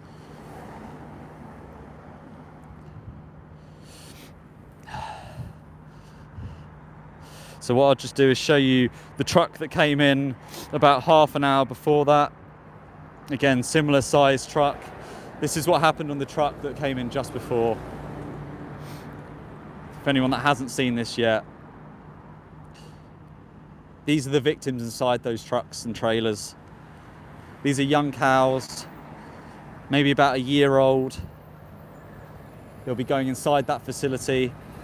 They'll be bolt gunned to the head in a small knock box, trapped, bolt gunned multiple times with the attempt to stun them, but we know that doesn't work. We know they've had major failings at stunning these animals. They'll then be hung up by their legs and have their throats sliced open, their blood drained, their heads chopped off. So what's interesting is those two chaps are coming back. What I'm going to do is just go and give them a card. Bear with me. So I'm just going to run across the road. This could be interesting. Bear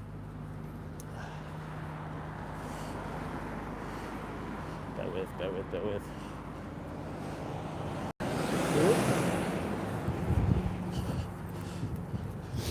Oh. Excuse me, lads.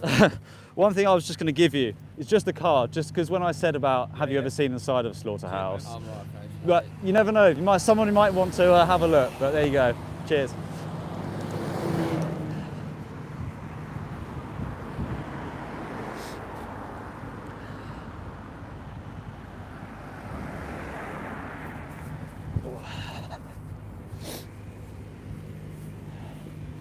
Stared at by security at the same time. So I've just seen people saying harassing. So for anyone, for a bit of context, those two lads walked past earlier, and they actually stopped and had a good conversation. One of them was a farmer, one of them was a bit more curious, and I just forgot to go and give them a card because I said about watching footage inside. I don't know if you heard what I just said to them, but whether they will or they won't, you never know. But you know, if you have the opportunity, you know, always try and educate and give them some sort of resource. Just going to grab my water bottle. So security know I'm here now. They're loving to stare.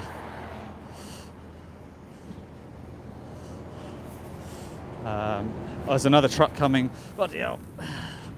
Okay, there's another truck coming now.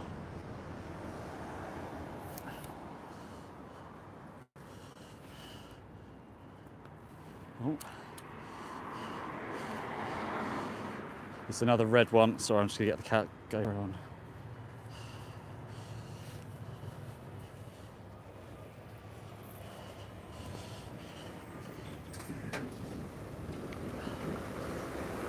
So this is the other truck.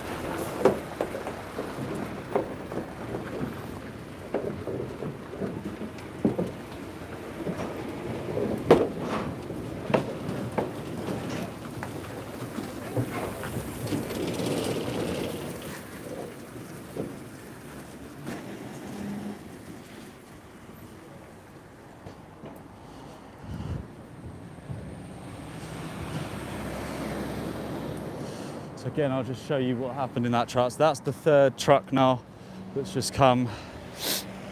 Oh, dear. I couldn't see them from the ground, so that's why I've got the action cam.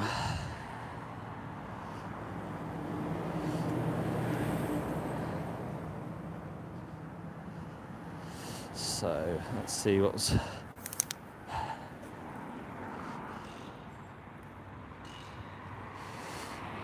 So, there's another big truck.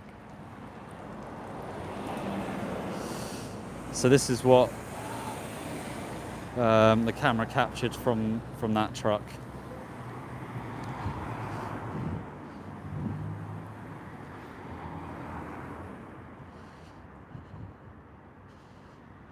That truck was going really fast. I don't know if you saw the gates being open. It really whipped around that corner, so it was hard to get some good shots, but there you go. Is that blood on top of the cow there? Is that blood? I need to look at that properly. That looks like blood all... Oh my God. Wow. If you see here, look at that cow at the back, you can see the blood all on top.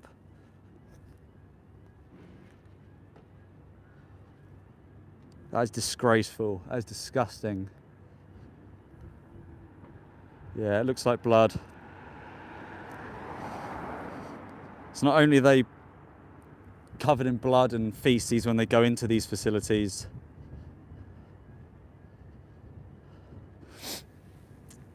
they will then be bolt gunned to the head and have their throat sliced open. How does that make you feel? How does that make you feel seeing that?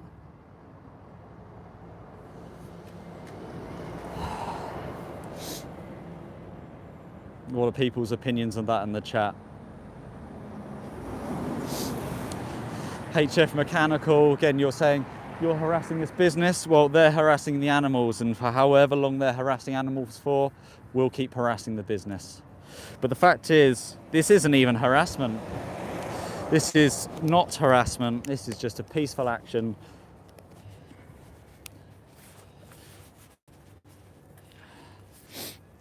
There is absolutely nothing that I'm doing that is unlawful. We are just here shining a light on these industries. So that was the third truck that's come in, and I did say that, you know, this place is busy. That's the third truck, big truck as well. You saw the size of them, how big these trucks are, full of cows inside.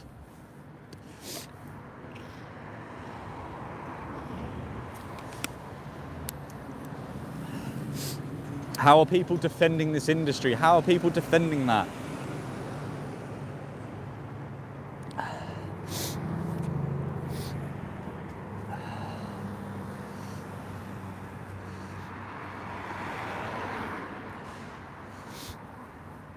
Someone just says drone is illegal.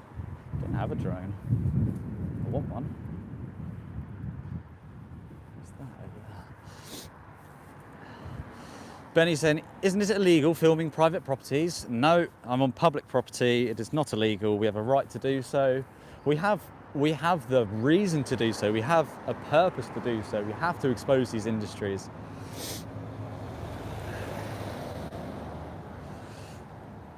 Indian atheists. So, you know, you asked the question earlier about vegans, vegetarians. Now you're saying humans eat meat from the beginning.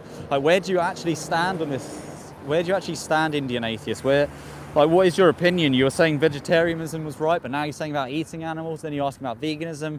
Where do you stand, Indian atheists? Do you think those animals in those trucks going inside, do you think that's right? Do you think that's respectful? HF Mechanical, I don't need to prove myself to you. You can stand there till the end of time. You ain't going to change anything. So Jimmy Roy's, that's where you're wrong. That's where you're wrong. We have people outside slaughterhouses every day, every week, exposing these industries. People that see this footage go vegan. People that do that share the footage. Is that another truck? No. More people that go vegan, just one person alone can save 200 animals a year. So even if I turn one person vegan, that's another 200 animals saved. And the more and more people that do that, the bigger the effect of it happening. You're saying nothing will change? I mean, just look in supermarkets now. Look at the vegan range in supermarkets. That was never there 10 years ago. Everything's changing. Of course we are. We're evolving. We're evolving to hopefully be more compassionate. There's so many things that, you know, in the past people probably would have said that about. People probably said, oh, well, you know, slavery, that will never change, or women's rights, or that will never change. In the same way that people now saying, oh, you know, you vegans will never change anything, but we know that we're changing. And the people that are saying you're never going to change it are the people that probably feel threatened by it, because people have interest in those industries. OJ Wiz, tell a brown bear not to skin a salmon alive in the supermarket. Yes, supermarket was around 10 years ago. No, so talking about the vegan items in the supermarket, all these new brands that have come out, because people know that's where the demand is. Again, it's all supply and demand. So someone's got a dog in their profile picture, yet they support these industries. So how would you feel if it was your dog, your companion animal, a dog that is in your family, that shares your home with you? How do you feel about your dog if it was them going onto these trucks, going inside these facilities? How would you feel?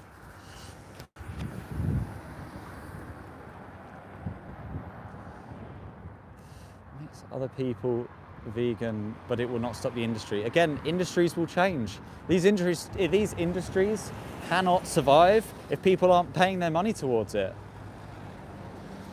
It's all supply and demand. And again, like the idea of the supermarket shelf, they keep replenishing, they keep putting items back on the shelves, they keep killing animals, packaging them up and putting them on the shelves, because people keep taking them off the shelf and buying them.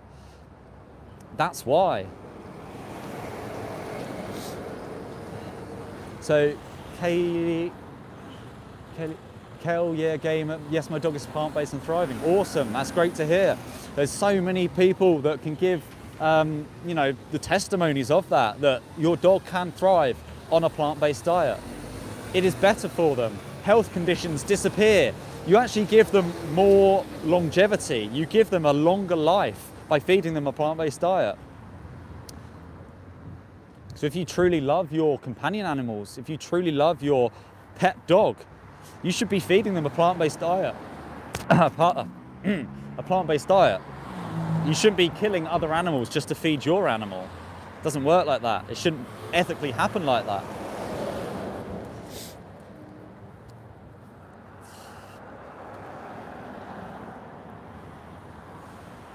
So Verity cries, my dad owns a slaughterhouse, what would you say to him?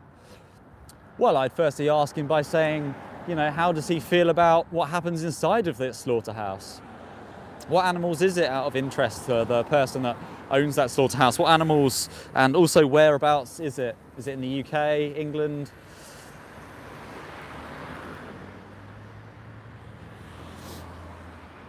Someone said, why do dogs have sharp teeth if they are omnivores? Well, just take a look at the hippopotamus. Just take a look at them and you realise, okay, big teeth doesn't mean you have to eat other animals.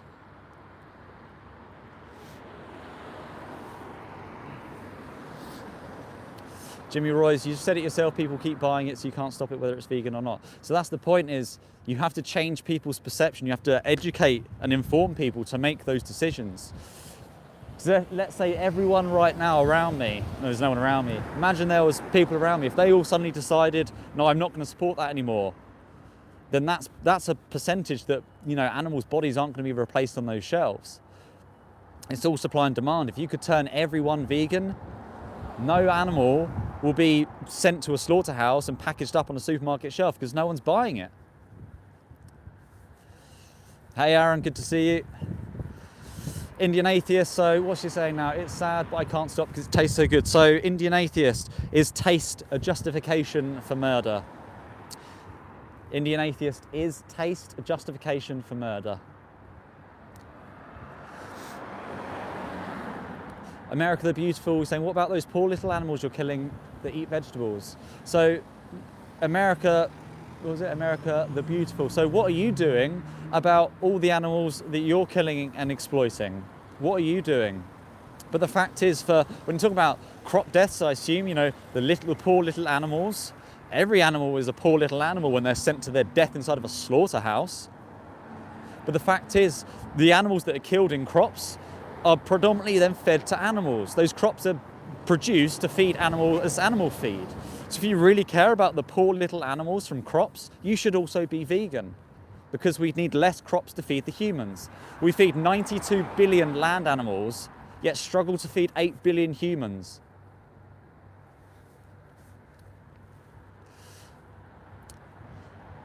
So Aaron, if you haven't already seen in the chat, you probably can guess who the farmers are. We've got HF Mechanical here, who's supporting animal abuse. He's a proud animal abuser in the farming industry. He's here to try and silence vegans, I think, because he just doesn't understand that, you know, we don't all want to kill animals like he does. So Verity cries, Alex, we slaughter chickens. The slaughterhouse is in Wolverhampton. So just out of interest, what's the method of killing in that slaughterhouse, Verity Christ? And do you take broiler chickens or egg-laying hens or both? Kookbur says, why everyone needs to be hardcore vegan, why vegetarian is not enough. So I did recently just answer that exact question. Again, hardcore vegan or extreme veganism. So veganism isn't a diet. Veganism is a principle. It's a mindset that we should not exploit animals. Within veganism, we say no to exploiting them for food. We say no to exploiting them for clothes, to animal experiments, to entertainment. We just say no to any of that. Vegetarians, on the other hand, they are just saying we're not going to consume meat. But what actually happens is vegetarians are funding this specific site. Vegetarians are funding the dairy industry where these cows are being taken and killed. They are funding the dairy industry, but also the egg industry. They are funding male chicks to be killed on their first day of life. Like, what is more extreme? A group of people that just want to be kind to animals, a group of people that just want to leave animals alone and let them be, or you've got a group that wants to breed them in their billions, 92 billion land animals, to then send them into slaughterhouses and gas chambers on a mass scale. Which is really more extreme?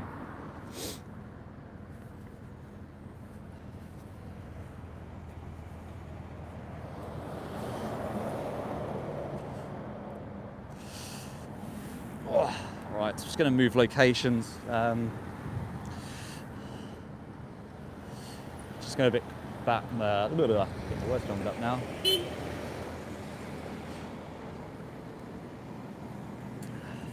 So this is the security that always keeps a sharp eye on the activists outside, or hiding behind that gate. Where the poor animals are being offloaded into those trucks. So I'll just show you right now.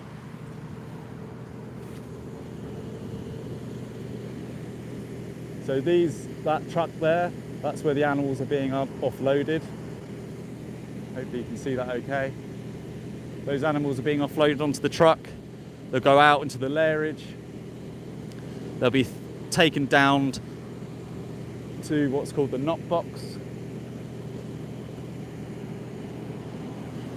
And they'll have a bolt gun to the head and their throat sliced open.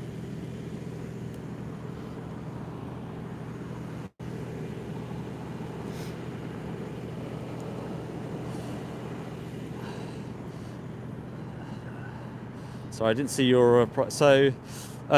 Verity Christ said, we use a shocking method, but some slaughterhouses have people waiting after the water shocker who slit their neck, but we don't do that. If a chicken's size, we stop the whole thing and we give the chickens to local farmers. So you use water, you electrocute them in water and then slice their throats open. I think that's what I gathered from that. Just going to position that there so you can see the lovely security in the background. So again, for anyone else that's joined, I'm here for a few reasons today. Oh, the sun is really annoying, isn't it? So yeah, I'm here for a few reasons today. Firstly, I'm here to expose what happens inside these slaughterhouses. I'm here for the animals that come in off those trucks, which I've shown you footage of, and I'll show you again, which we captured on here in slow-mo. The animals on these trucks, cows, a fraction of their lives, that come into this facility and have their throats sliced open. I'm here for them to expose that and show the footage. But I'm also here to raise awareness of this specific site. So earlier on in the stream, I spoke about it. This specific site, so we were at ABP Guildford. This is a cow slaughterhouse. So they had an audit last year from the FSA, the Foods Standards Agency. This is the regulatory authority that go in and audit slaughterhouses. And you'd be shocked at these findings.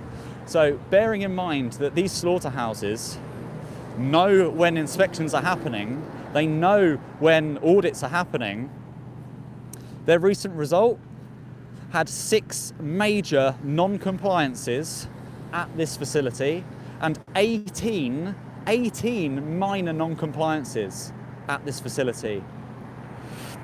And I'll read some of the major non-compliances, and I want to put in the comments how you feel about this.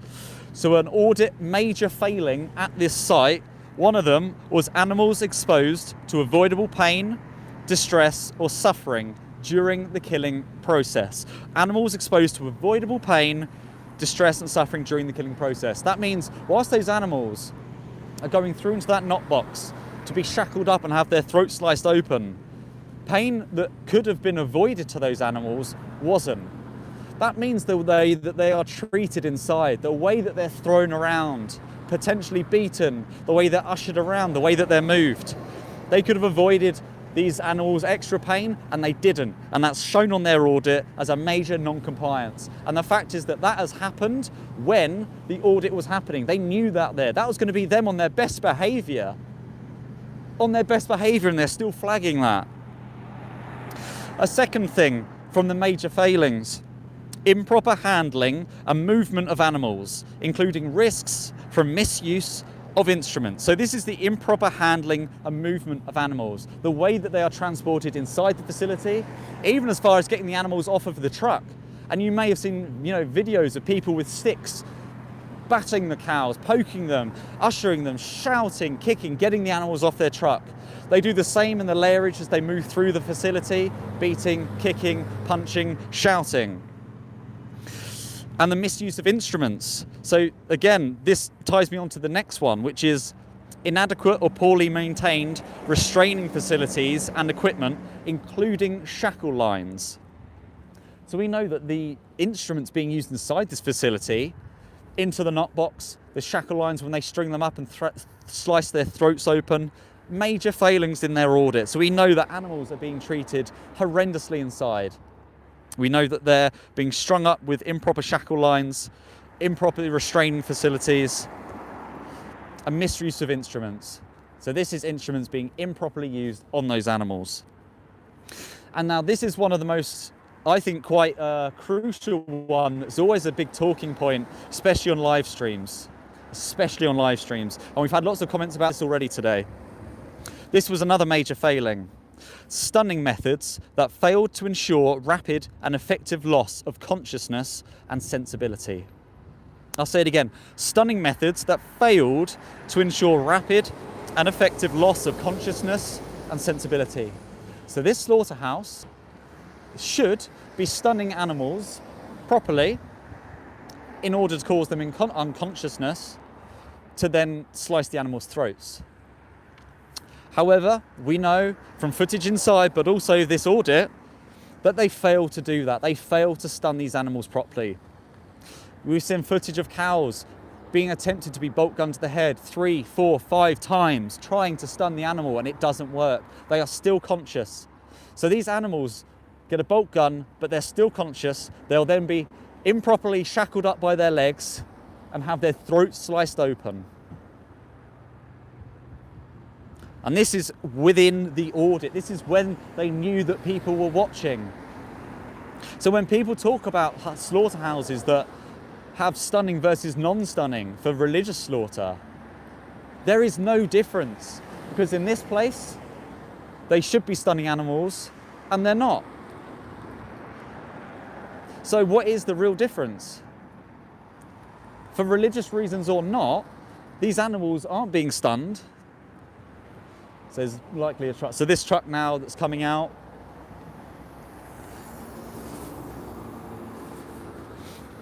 this is where the animals were.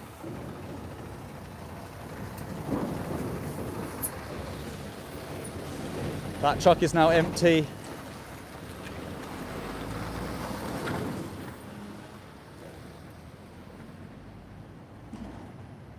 gives you that eerie feeling. And that truck is now empty. Those animals are now inside the lairage, and they'll be taken through in to be killed.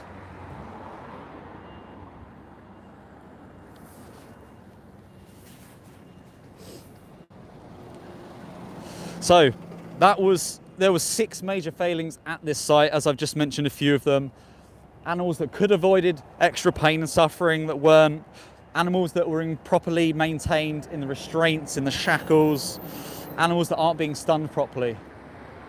But as I said earlier, and I'll say it again now, even if this audit that was flagged in June last year, even if in every criteria they passed with flying colours, even if they did everything well to these standards, still doesn't mean these places should exist. These animals inevitably will still be bolt gunned to the head and have their throats sliced open, their lives taken from them at just a year or 2 old. So even if they didn't fail that audit, that still makes this a torturous, cruel, horrendous place for animals to be. And you can find this full audit that I'm talking about. It's a link in my video description, but you can also find it if you type in Animal Aid Guildford. You'll see this news article, and you'll see the major failings here, as I've just read out, and you can read them now. I'll hold it here for a second. These are the major non-compliances. There were 6 of them.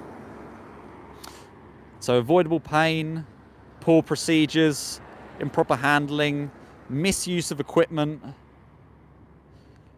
poorly maintained restraining facilities, including shackle lines, stunning methods that failed to ensure rapid and effective loss of consciousness. And then also this one, the environmental hygiene and good hygiene. They're not even meeting the hygiene standards. And I dread to think what that means, knowing that there's blood and guts and animals' body parts inside, and that isn't even meeting it. Hey Matthew, thanks for being in the chat. And yeah, sign up to Challenge 22. But yeah, you can find Challenge 22, and you can find this article all in the live stream description. So please do go and check that out. And you can see exactly what happens to various animals in various industries.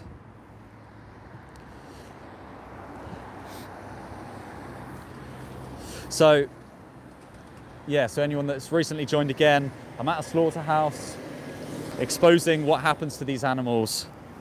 And what I'll just do now is just show you the animals that were on a truck that came in about an hour ago. We've had 3 huge trucks come in this morning. That last truck had blood all over that cow as well. So this is, I'll flip the camera around so you can see, this is the truck. I'll show you the size of the truck as well so you can see. Hopefully you can see it. So these trucks are absolutely massive, and inside these trucks that people even drive past on the motorway, these are the victims. These are the innocent people inside these trucks. They're just babies. You can tell how young they are, maybe about a year old. They'll be bolt gunned to the head, have their throat sliced open, chopped up into pieces, all because people purchase beef and dairy products. People that buy cheeseburgers, people that drink milk and eat cheese. This is what you're paying for. Yeah, you're right, LRH, it is really evil.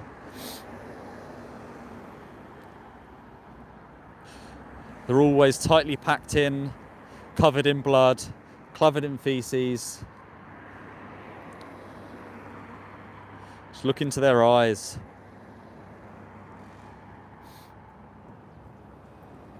How does that make you feel?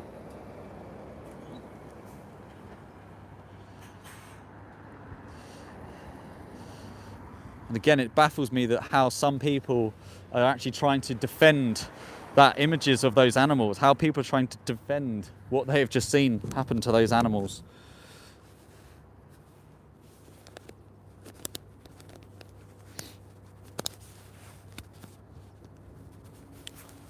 Get in there.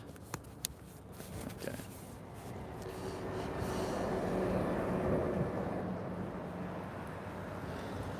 and a not so smart activist.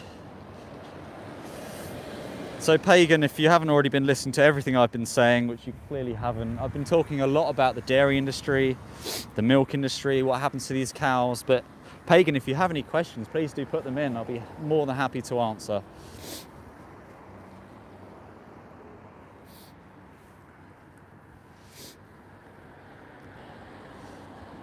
And you can actually, if you go to my Instagram, you'll see a video where I asked the security worker what his thoughts were on this specific slaughterhouse. So I asked them what their opinions were on the FSA findings, the audit failings, and just had absolutely no comment. So we know that these people know, they know exactly what happens inside these facilities. They know that there's major non-compliances, let alone the fact that animals being killed there. They know they're being treated horrendously inside. Yet they're completely fine with supporting the industry. They're completely fine with defending it, not even having any comments. How do they wake up every single day, standing there, letting animals come through and seeing those empty trucks go back out? How can you live with yourself knowing that you're propping up that industry, you're supporting that industry? All those cows that you'll see going off that truck, they would endure that day after day. And another gruesome thing, which is always quite hard to get through on camera, is the smell of these places. It's absolutely horrendous, and you can tell when cows are being taken inside. You can tell when they're being killed. The smell flows all the way out here to, you know, and this is the local street, you know. I might have shown you before, but like this slaughterhouse that's behind me, if I flip the camera around, we're in an industrial estate. People going to work, we've got car dealerships, people walking past, families walking past. They have no idea what this place is. And they don't advertise it. And then they get upset when activists stand outside putting banners up, letting the public know what this place is. Surely, if there was nothing wrong with your business, you wouldn't mind that. You'd love it. Free advertising, isn't it? If you were to bring this slaughterhouse here, you know, let's have a look inside, surely that would be encouraging. What businesses on the high street wouldn't want you to go in? Wouldn't want you, you know, shouting about what their business is? But this industry thrives on secrecy. This industry thrives on lies, deceit, and misinformation for the average consumer. Because most people don't make that connection and don't realize where their food comes from, what happens to the animals. You know, I've been vegan for over 5 years, but prior to that, I never really had questioned it. I never really questioned like, oh, we don't need to drink cow's milk, or oh, we don't need to eat meat. And until you watch some footage or you hear a story or you learn that, oh, we don't need to exploit animals, your mindset just changes. It flips a switch and you realize we have everything in our duty and our power to defend the animals that go inside these places. It's the least we can do.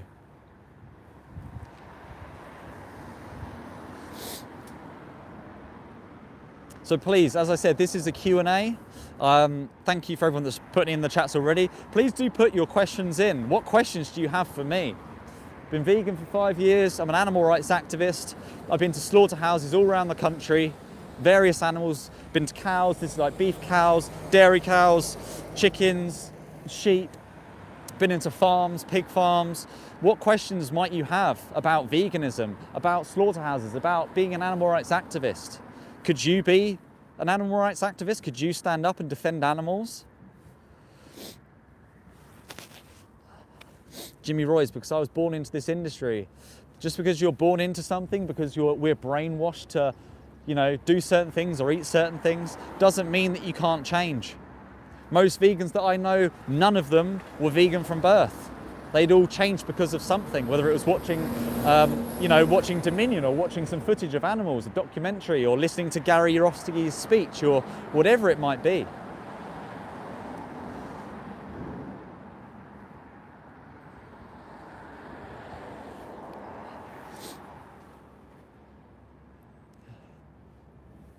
No one is randomly going to want to take their lives up there. No need to advertise in their building company or their duty of care. for their workforce. If they really had a duty of care for their workforce, do you think they'd have a better mental health program system? The fact that their staff turnover is so high because people have to leave from what they see inside these facilities? That so many slaughterhouse workers have PTSD. They, obviously would need therapy from that. One of our good friends was an ex-slaughterhouse inspector turned now vegan activist because of what he saw inside these places. They don't care for their workforce, of course they don't. They slaughter animals every day for a living. They don't give a shit about how the workers feel.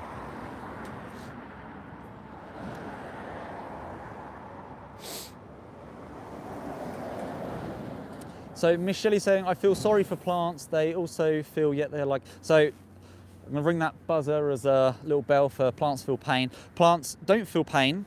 They don't have pain receptors. They don't have brains. They don't have central nervous systems. Plants are not sentient. They don't feel pain.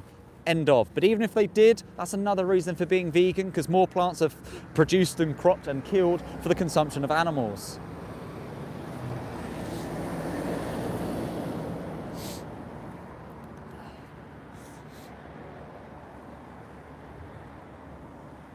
Taiwan Animal Protection, I only know one person who was vegan from birth. Yeah, it's most vegans weren't born into it.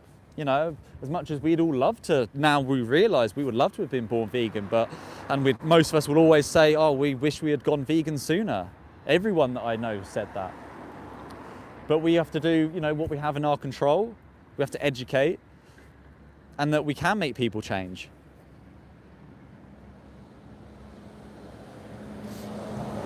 Yeah, thanks to Real Meebo. So if everyone wants to double tap the screen, if you double tap the screen and hit the like button, it massively helps this video being shared to more and more people. It just boosts the algorithm. So please double tap the screen, hit that like button. And if you're not already, do go and subscribe to my channel. I do lots of live streams. I do a lot of educational content. I do street outreach. So if you're interested in seeing more content, also do investigations into farms. So if you want to see any more content, please go and subscribe to my channel as well. So I've just come back to the bottom of the chat.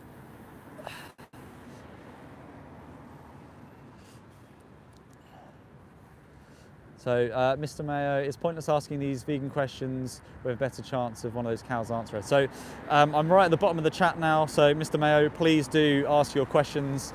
We've got vegans in the chat, so please do ask them. We'll probably get multiple responses. So, yeah, what questions do you have about the slaughterhouse? What questions do you have about the audit failings? The non-compliance is happening on this site, which I've spoken about quite a few times on this stream already. So what is it about refined cane sugar? I've seen that come up a lot. Please put in the comments what you mean by that.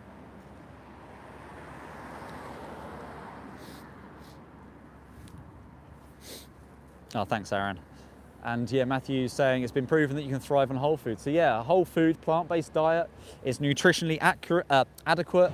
You can thrive, survive on a plant-based diet throughout all forms of life, from infancy to adulthood to old age. And that's proven by the British Dietetic Association, the American Dietetic Association, and as I mentioned earlier, the World Health Organization even classify red meats and processed meats as class 1 carcinogens, known to have a direct causal link to cancer. That's a class 1 carcinogen, and that's meat.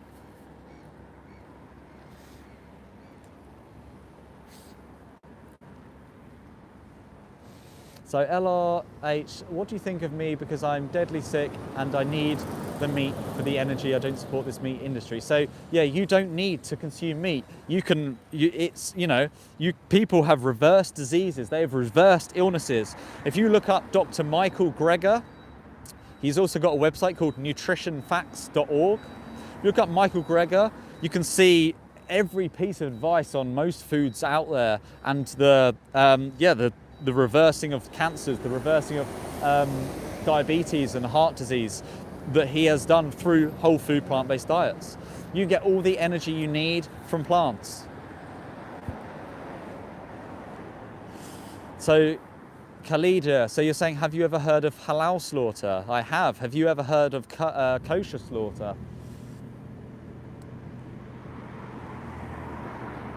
Oh, sorry.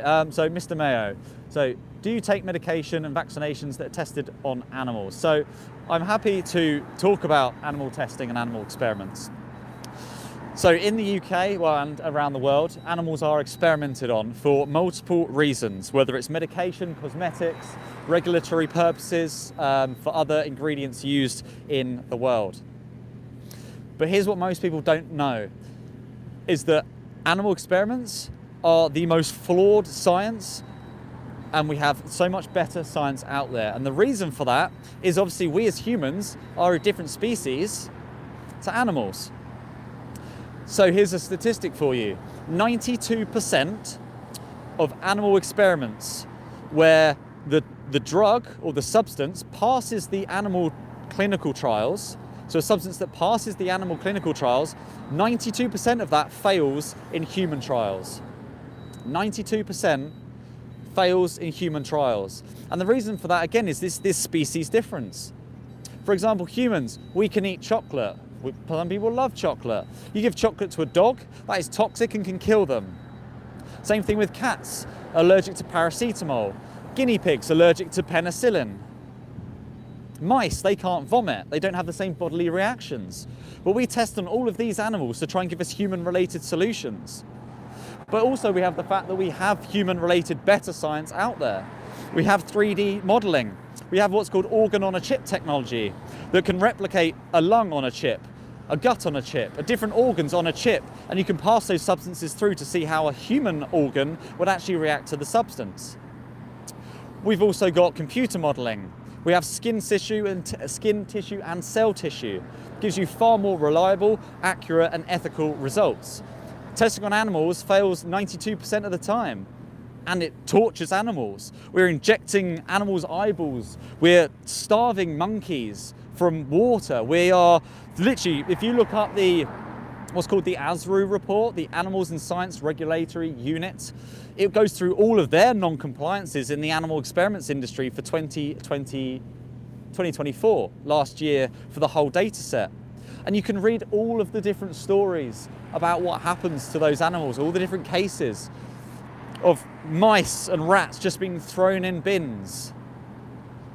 And you've got, fish not being put into tanks without water. Like, all of these things is just totally barbaric and the most torturous things. But the fact, going back to the nature of the question, is that we don't need to test on animals for substances. We as vegans don't support that. And the fact is that we need these industries to change. If anyone knows of, people that can't really relate to it, or maybe you have a dog in your household. And if you do, you should look up MBR Acres in Cambridgeshire. It's a puppy breeding facility that breeds over 2,000 dogs every single year. They're then forced to endure toxicology tests in killing the dogs. We don't need to test on animals. And also, over 50% of animals that are experimented on in the UK happens at universities. And only a small percentage of all experiments are actually regulatory. The majority of animal experiments are actually there just to satisfy a hypothesis, just for what's called basic research. And that is where a researcher or a medical practitioner decides they want to say, what happens if I do this to this, if X to Y? They're just creating experiments out of basic research. So we're killing, I think it was 1.64 million animals last year were killed in experiments. Because all those experiments, you think of if you take one experiment that uses, 100 mice that are experimented on, when they submit the form to do those experiments on it, they'll say, right, we're going to test on 100 mice, we're going to test this hypothesis for this, scenario, this outcome, this is what we're going to do. And at the end, they have to submit a box saying, what will happen to the animals after the experiment? And always they'll just say, killed, destroyed. So those mice, even if they survive the experiment, of which there's different severities throughout that experiment, from severe, moderate, mild, to how do the animals react during those experiments, even if they survive that, they're then killed afterwards. There is no ethical way to do that when we know we have better science out there. Animals don't need to be subjected to that torture for science, but also for food, also for clothing, also for entertainment. You know, we don't have to send dogs round a track to be killed. We don't need to send horses to jump over fences to be killed. In greyhound racing, one dog died every 3 days on a track in the UK in 2024. In horse racing, last year alone, a horse died every other day on a race course. In both of those blood sports, you know, animals endured to go at fast speeds, tight turns, jumps. They twist their stomachs, they break their legs, they break their necks, and they die. There is no way to exploit an animal for entertainment that is ethical. Thanks, Taiwan. Yeah, and if you have any other topics, Taiwan animal protection, that you want me to bring up, I'm more than happy to talk about it. Because again, like, we talk about veganism a lot in terms of the foods that we eat, and a lot of the time we're outside slaughterhouses, so the conversation naturally turns towards the food and the consumption. But there's so many millions of animals out there that are being subjected to torture, to these cruel practices for other things, for, like I say, for clothing, for fur, for wool, for leather, for experiments. And then you've got these barbaric practices that some are legal, some aren't, in the countryside. I don't know how many people on this live stream, you know, maybe you're not in cities, you're out in the countryside. And you've got these sports like shooting, pheasant shooting. Did you know that 60 million pheasants are bred in the UK alone just to release and be shot out the sky? 60 million pheasants bred in cages, released and shot. And that's legal. But we also have things that aren't legal that still happens. So we know that legality doesn't equal morality, and we know that the laws don't mean anything. You go out into the countryside, almost every day of the week you'll see hunt groups go out killing foxes. There's SAB groups all around the country that go out multiple times a week because the hunts are out on horseback chasing foxes. A practice that was supposedly banned in 2004, yet still happens today. So what are people's thoughts on that? What are people's thoughts on fox hunting? What are people's thoughts on pheasant shooting?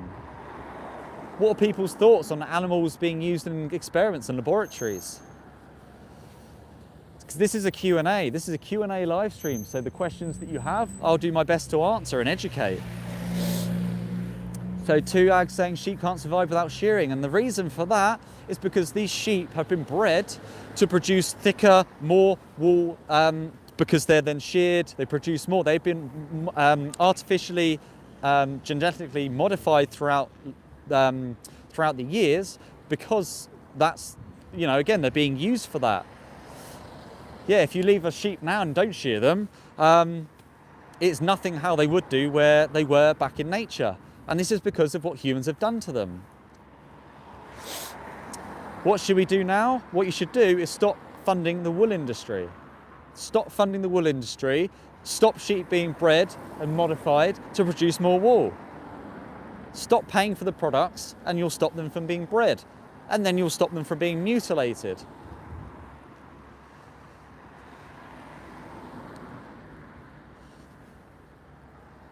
Jimmy Roy's, greyhounds are born to run. So Jimmy Roy's is our another proud animal abuser in the chat. Greyhounds are born to run in their own natural habitats. You know, they like to run around a field or a garden. What they don't love is being forced into the traps. If you've ever seen greyhound traps, you can see their tail tucked between their legs, their ears down. They're going ushered into the traps at a greyhound race. And then if you look up Sunderland recently, when the traps open, dogs get caught into the metal barriers, their legs caught, their necks caught. And then if they do get through the traps, they hurtle around at 35 miles an hour around turns. They slip, they slide, they break their legs, they break their necks. Some dogs even win races, yet have to be killed afterwards or die afterwards because they've twisted their stomach. No, I don't own a greyhound. But I don't need to own a greyhound to know what actually happens to greyhounds. We've got dozens and dozens of stories and testimonies of what happens to greyhounds. But again, if you don't believe me, just look up the data for yourself. Look up the GBGB, the Greyhound Board of Great Britain. They publish these statistics. They publish how many dogs die each year, the causes of death. You can look up that yourself. If you look up Animal Aid, they've got a whole campaign that's now called 24/7 Suffering. You can see exactly those statistics. And Aaron's just put in the chat as well. Yeah, they are fed cocaine. There was a recent report, a recent report about the different dogs that were failed their drug test because they are being doped with cocaine to make them run faster because of money, because people want to win races. This is all humans causing these problems, but we don't need to do it.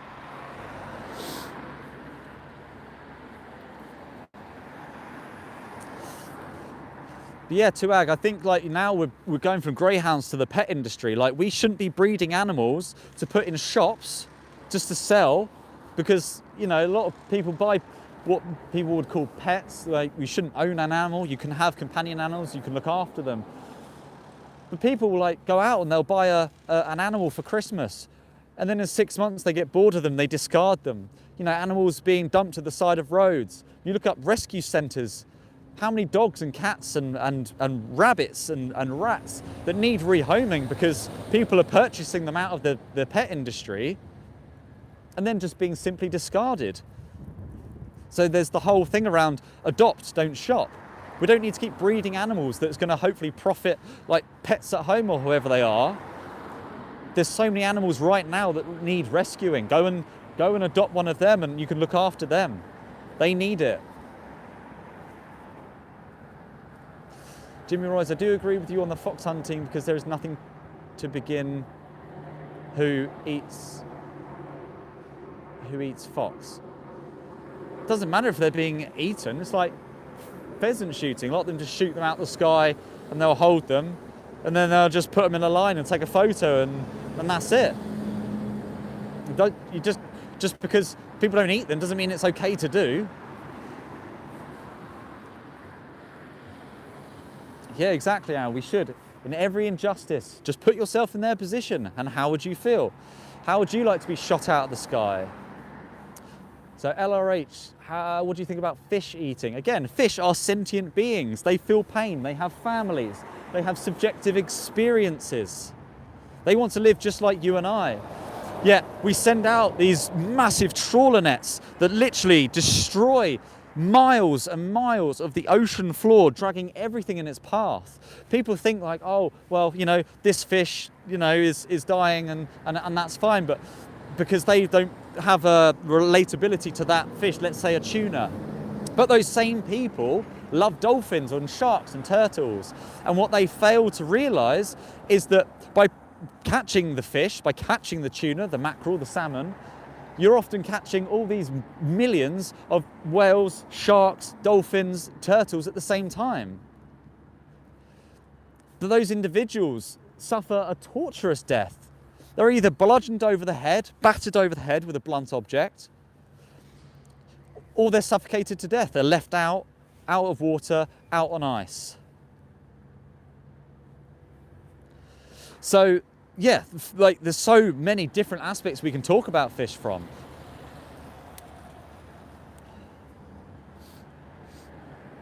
So something's talking about energy. Check out Challenge 22, as I think Laura's put in above. Check out Challenge 22. You can get all the advice and nutritional information that you need, and the link is in the video description.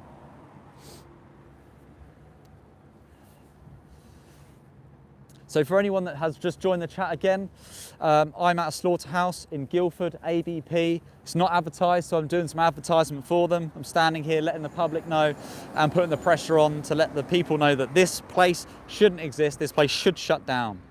We're here to bear witness to the animals, the cows that are going through on these trucks and being sent to their slaughter. And I'll show you again the cows that are being taken into these facilities for anyone that's recently joined. And let's see what your opinions are of it. So this is the truck that came in earlier. When you watch this, what do you feel? Yeah, thanks for the question, Matthew. I will talk about the FSA breaches at this facility after I show you this video. How does it make you feel looking at this cow right now? This cow that right now, if in all honesty, this cow has now died. This cow has been shot in the head. This cow has had its throat sliced open. Right behind me, just meters behind me, these cows have all likely now been killed. How does this genuinely make you feel? All these cows, about a year old, 2 years old, killed in the dairy industry and the beef industry, all because of human consumption, all because of human greed, and because of ignorance and the marketing lies that these industries tell us.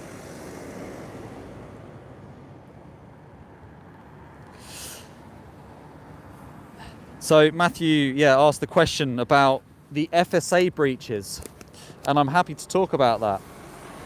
So firstly, this facility is a slaughterhouse, which means it has to be regulated by the Food Standards Agency. This is the regulatory body that audits slaughterhouses and other facilities in the country. They also check out things like cold stores and processing facilities. Their purpose is to come into these facilities to audit the slaughterhouse. There's dozens and dozens of criteria. And what happened in June 2025, so June last year, they had their last audit. And when they have an audit, they know that they're turning up. They know that the auditors are coming in. It's like at school when you have Ofsted.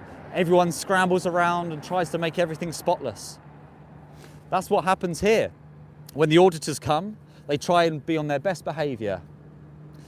And what happened in that audit in June last year? They had 6 major non-compliances at this site, major non-compliances, and 18 minor non-compliances at this site. 6 major and 18 minor non-compliances at this site.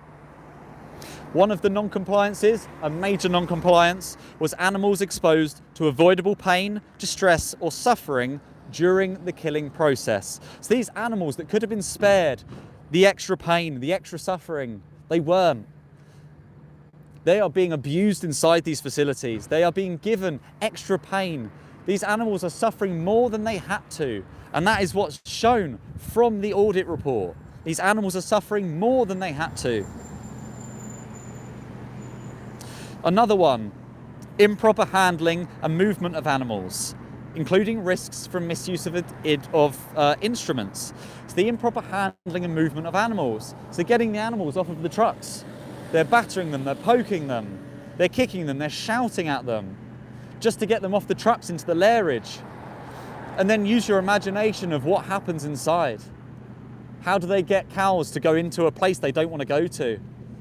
It's a torturous process, and that's flagged as a major non-compliance in their audit.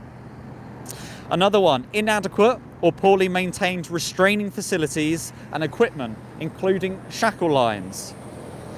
So the fact that they are all the restraining facilities, so when a cow goes in, they have to go to a knot box, which means these aren't suitable for use either, where the cows are trying to be stunned, slipping around, knocking about, and then they're going to shackle them up to hold them up by their legs to slice their throats open. If these shackles aren't working properly, cows are going to be falling down, they're going to be surrounded by their own blood and other cows' guts and feces. And then another major non-compliance that was found in the audit at this facility, stunning methods that failed to ensure rapid and effective loss of consciousness. So that means that animals that this facility, this site, is a stunning site, which means they need to stun the animals first. And it's flagged as a major non-compliance for failing to ensure rapid and effective loss of consciousness and sensibility. So this means cows are going into the lairage, they're going through into the knot box, and what's going to happen is that they're going to use a bolt gun to try and go to the back of the cow's head to try and stun them using a bolt gun. And what's happening is that they're not using it properly. The bolt gun's not working. they're not being put unconscious straight away. And I've seen videos inside facilities like this of cows taking 4, 5, sometimes 6 bolt guns because the cow's moving and they're trying to stun them, they're trying to bolt gun them. These cows are being absolutely tortured. I was going to use the word butchered, their own term, inside. And then eventually they'll be hung up by their legs and have their throat sliced open. But the fact is, if from the major non-compliance, if their stunning method has failed to ensure rapid and effective loss of consciousness and sensibility, that means they're going to attempt to stun them. They don't have long in there to stun them because cows are going through like a conveyor belt inside. They have to go through. Think of the amount of animals they're getting through. They've got a couple of chances at stunning them, and they have to move on. The cows will fall out, and they'll strap that cow up, and they'll shackle them up on the lines. And then those cows, because they're not being stunned properly, they're going to have their throats sliced open whilst they're still conscious, which people seem to believe doesn't exist. And another major non-compliance was around the hygiene and procedure fails. So environmental hygiene and good hygiene practices were another major non-compliance. So you think how bad it would be inside as it is with all the blood and all the guts, and it's still even failing an audit inside of a slaughterhouse for environmental hygiene. And that was just a few of the major non-compliances, let alone the 18 minor non-compliances. And what's totally baffling is somehow this place still passed with a general satisfactory overall audit, meaning they don't need to be audited again for another 12 months as a full audit. And the fact also is that that was them on their best behaviour as well. So this is the report. You can find this on Animal Aid's website. The link is also in this live stream. So major failings at ABP Guildford. And then if you scroll down, you can see all these major non-compliances, and I'll hold it on the screen so you can read them again. So animals exposed to avoidable pain, distress and suffering, the improper handling and movement of animals. Just think about what that actually means for each of those cows. Being thrown about inside, likely abused. Inadequate restraining facilities and shackle lines. Just imagine those cows being hung up while still conscious, falling down into the blood of those other cows. Stunning methods, cows being bolt gunned to the head ineffectively. So you can find that in the video description. It's Animal Aid's news article. And if you go to my Instagram, you'll see a short video where I ask the security here exactly what his thoughts were on those audit findings. We've got the Soitan man who was also there when we asked the security what his thoughts were after hearing about those breaches, about hearing about the non-compliances. And you know what? He didn't have any comment to say. Yet he still turns up here every day of the week, peeking behind that fucking gate, defending this industry. How can you come back to this place knowing not only do animals get killed, but they're not even meeting the basic requirements? How can you take this as a job? Go and work somewhere else. You can be security anywhere. Most of these slaughterhouses are owned by the same security company, which also has security in other facilities all around the country. They have the same companies that provide security to places like railway lines, airports, train stations, wherever. You don't need to be a security person at a slaughterhouse defending, animals being sent to slaughter. It's totally crazy. Yeah, exactly. They just don't give a shit. They just did not care. So if you want to check out that video, you can find it on my YouTube channel and on my Instagram. But yeah, the major FSA findings, you can't hide from this data. And this is the auditors. This is the industry auditing this place, and there's still major non-compliances. Yeah, awesome, Aaron. Awesome. Yeah, we need people outside these places every day of the week, every month of the year, all around the country.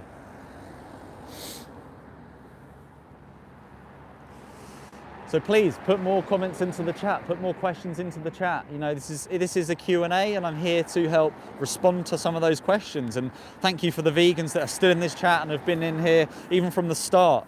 Thank you so much for being here. So security today, we've had the usual we'll call him Orange High-Vis Man. He has been here the whole time, always peeking his head round, getting the trucks in as quickly as possible. Actually, there's another truck coming now, sorry. I'll try and get this one.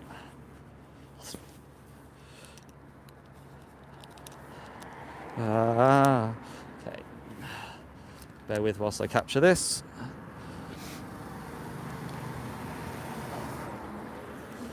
So you can see the cows inside the truck.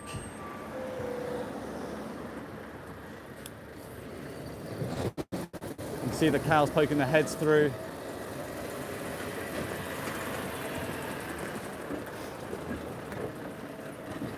It's too high to show the camera here, but I'm catching it on the action cam.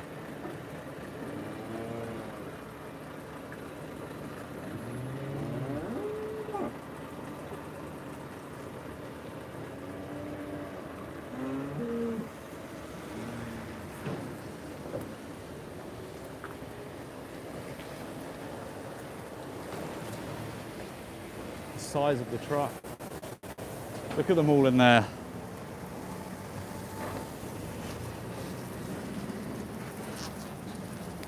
So yeah, Mel and Steve, as you can see, wide open at the moment. Let's just have a little wander. See all the trucks inside there.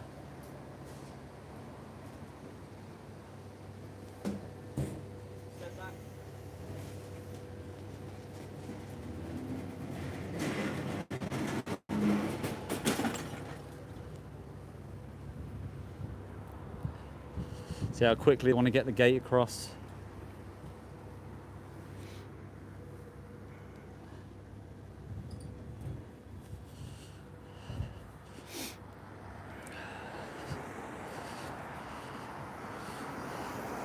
So I'm just going to turn the camera back around and put this back in.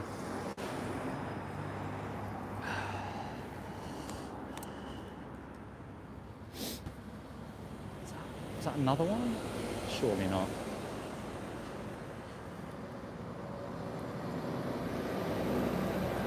No, I thought there was another truck coming, but I don't think there is. I don't know if, did you manage to see the animals inside there?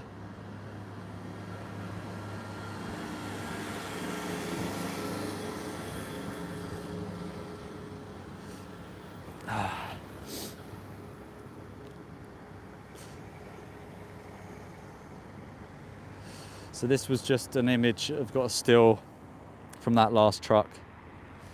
All the cows inside. Could hear them mooing.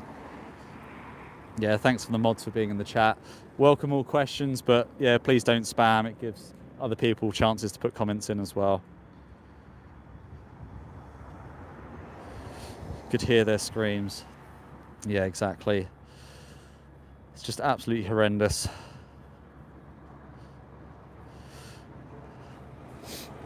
So I'll just show you the footage from, again, like just to show you the reality of what happens inside.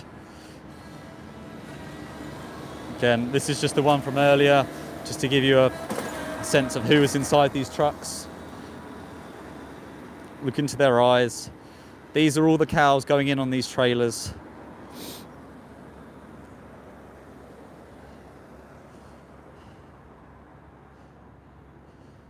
How does it really make you feel knowing that if you consume meat products, if you consume beef or steaks, if you consume dairy products, if you consume cow's milk and cheese, you're paying for these animals to be sent to slaughter?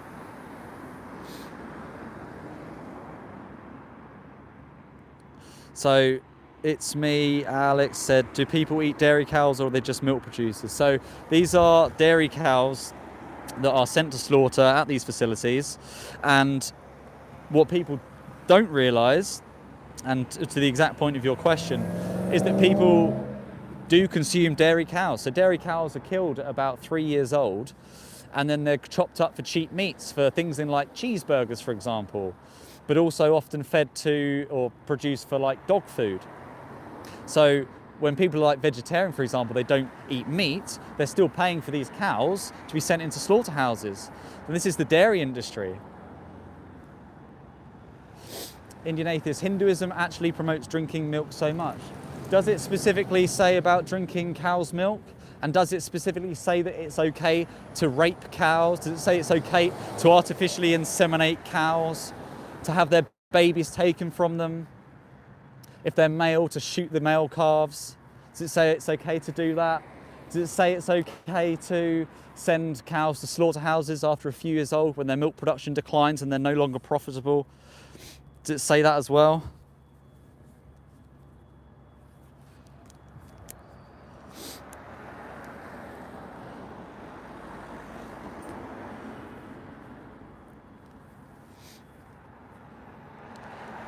Yeah, exactly. Yeah, very good point, Matthew. Yeah, very good point. Yeah, so if you've heard of things like gelatin, gelatin is used in a lot of things, primarily in like binding agents in cooking stuff and like baking ingredients, but also things like sweets. So yeah, if you picture your classic bag of Haribos, often with beef gelatin or pork gelatin. So it's literally ground up bones that produce this sort of binding sticky substance that is used in those products. So yeah, things like Haribos, they're not vegan. They paying for cows to have bones crushed and that's that's what gelatin is.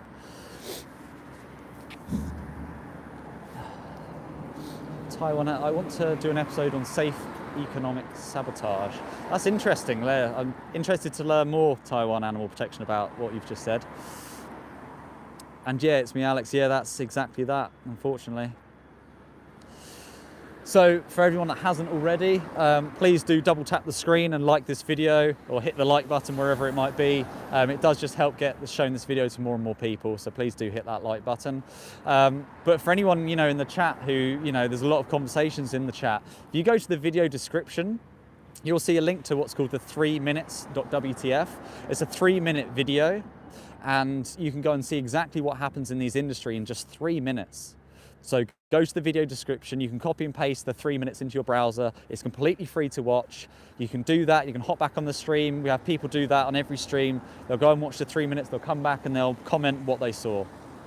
So yeah, please go ahead and do that. So Navy Bones saying, what if I only eat fish? So that's saying, well, what if I only kill this species, not this species? It doesn't mean it's okay to kill one species and not the other.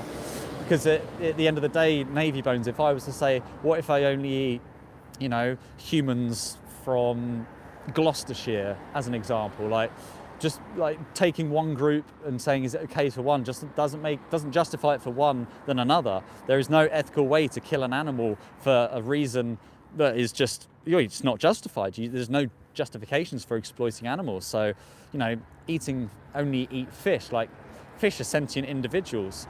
They are clever individuals. They feel pain. They have families. They have subjective feelings and experiences, just like humans do. Base department. What if we don't want to be ethical? Well, I mean, it just raises the sort of question of what person you are. Are you a compassionate person, or are you someone that knows about these industries and then chooses to be unethical? So many justifications. What justifications are there? There is no justification to exploit an animal that doesn't want to die. There is no justification to be hurting animals. Of course there's not.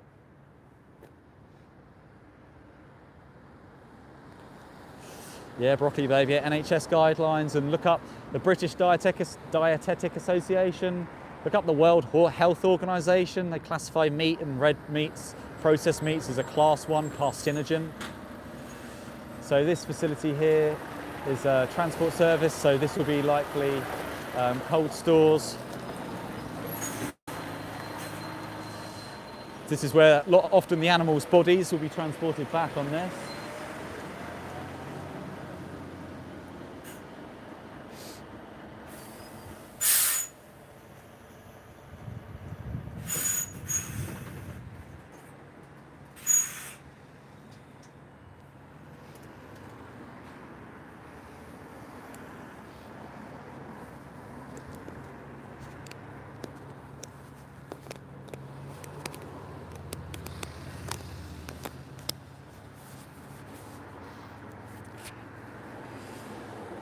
is like saying I want to be the oppressor. Yeah, exactly.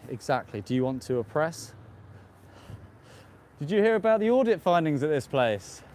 No, so they flagged in their audit last year 6 major non-compliances, 18 minor non-compliances, improper use of handling and equipment and stuff. What do you think about that? You're just the delivery. But still, does that not make you think, like, what is it that you deliver? Trays? Yeah. Oh, like pallets? No, it's trays, plastic trays. Oh, plastic trays. Oh, okay. What goes in the trays? Is it like body parts? Like, so how does it make you feel going? Do you have to go to slaughterhouses or do you go to other places? Like, is it a slaughterhouse or is it like a total random place? Like, yeah. Interesting. Yeah. Well, you don't have to support these places. You can go elsewhere, if I would say. Like, just choose not to come here. Go to somewhere else. Yeah, you don't support these industries.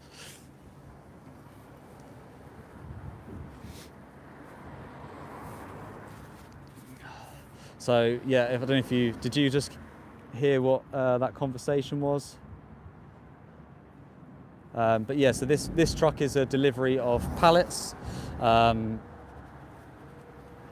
See what's going on, or like plastic containers. So potentially this is where the body parts get put into. Could be the guts.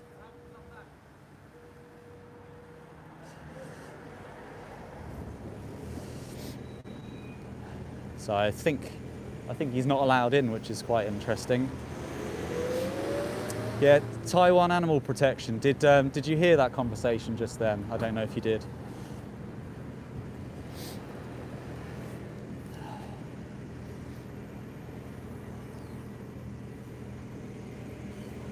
Are they opening it?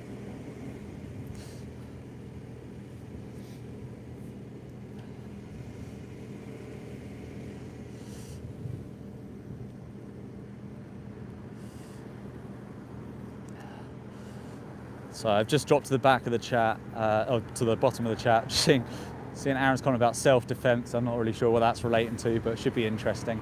And Taiwan, yes, I did. Okay, good. Yeah, so like again, these facilities have so many different deliveries. Obviously, often trucks that look like this could be like refrigeration trucks where the animal's body parts get taken onto.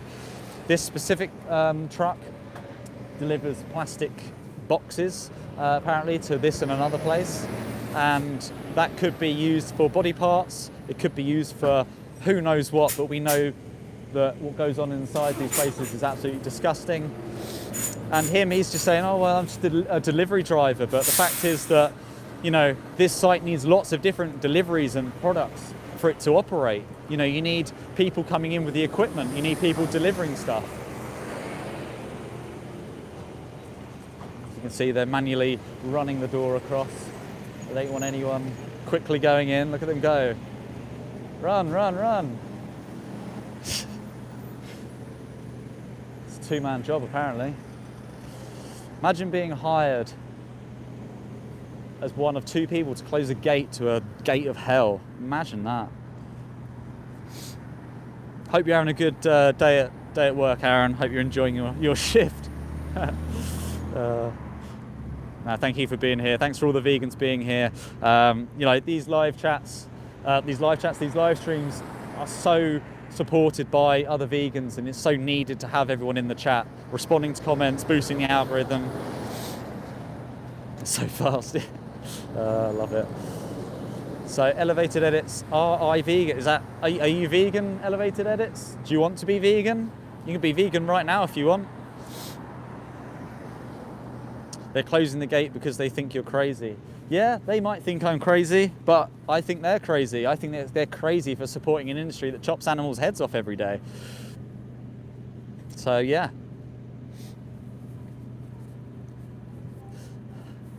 Wow, that last comment. Acknowledge my comment, you prick. I mean, I don't know who's that's related to, but wow, someone's gotten a bit stressed that someone didn't acknowledge their comment. If you were out in the bush for a while, you'd love a whole pig. What's the pig eating? Oh, bit of commotion. Love a bit of commotion.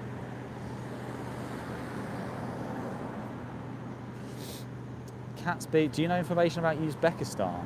Not really, no. Is it relating to animals? I could tell you about how animals are killed in the UK if you want.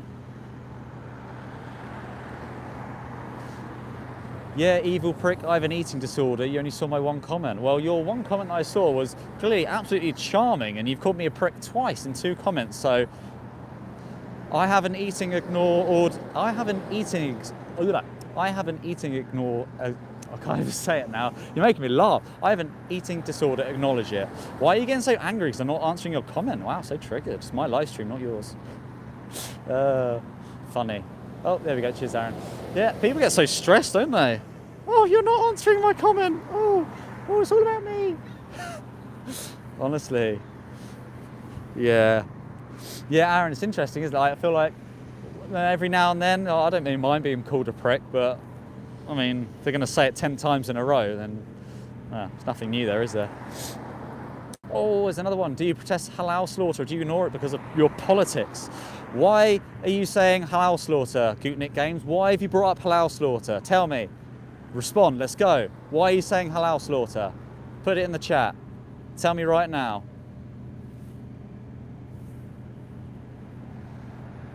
Waiting for it.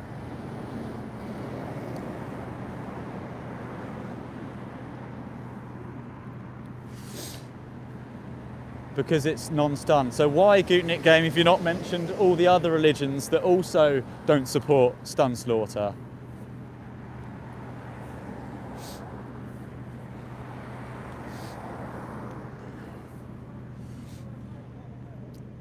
And that boy Drew's saying about you should go up to your government and get things changed from there. Well, the government don't do anything, but also let's talk about what I've been mentioning in this chat. If we want the government to change it, they put in regulatory bodies to enforce laws. The FSA did an audit last year, 6 major non-compliances, 18 minor non-compliances at this specific site, and yet it still operates. It's still got general satisfactory, it still exists, even though the animals are being abused, improperly handled, mistreated, improperly stunned. The government won't change anything. We have to change it bottom up. The same way about the fact they believably banned hunting with wild animals in 2004. Yet still to this very day, foxes are being killed due to hunting in the countryside. That legislation was, 22 years old now. 22 years old, the government said they were going to ban fox hunting. Governments aren't going to do it. We've got to do something about it from the ground up.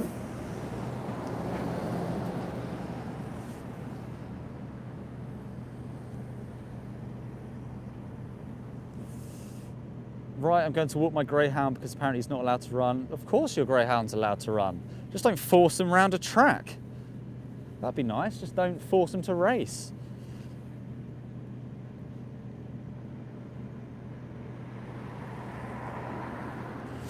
So, yeah, I'm waiting for a reply from the other question. So I said, well, you mentioned halal, but you don't mention kosher. And the reason is a lot of these comments about halal are all religiously related, not to do with the animals themselves. So I'm happy to talk about halal slaughter. I'm happy to talk about kosher slaughter. I'm happy to talk about stun slaughter, non-stun slaughter. But the fact is, I disagree with all of it. I protest all of it. I don't choose a site based on whether they stun or whether they don't. I don't choose it based on religion. I choose it based on the animals going inside, and that they should all be completely abolished. Halal slaughter supposedly doesn't stun animals. Sometimes they do, sometimes they don't. This place is a site that does stun animals. So for all of you who are kicking up a fuss saying, oh, halal's cruel, or because they don't stun the animals, well, this site should stun animals, and in their recent audit last year, you realised that actually they don't stun them. They improperly stun them. There's a major non-compliance, regardless of if they're halal slaughter, kosher slaughter, stun slaughter, non-stun slaughter. Sometimes they do, sometimes they don't. It's completely irrelevant because either way, cows are going to be having their throat sliced whether they're conscious or not. The only reason some people bring up that is due to religious reasons, which is so irrelevant to this conversation because this is about the animals. Animals that are having their heads chopped off.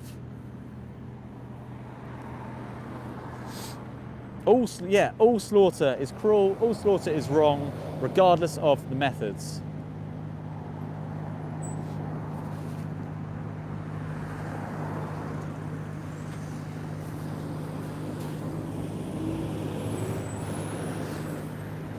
See what this delivery is.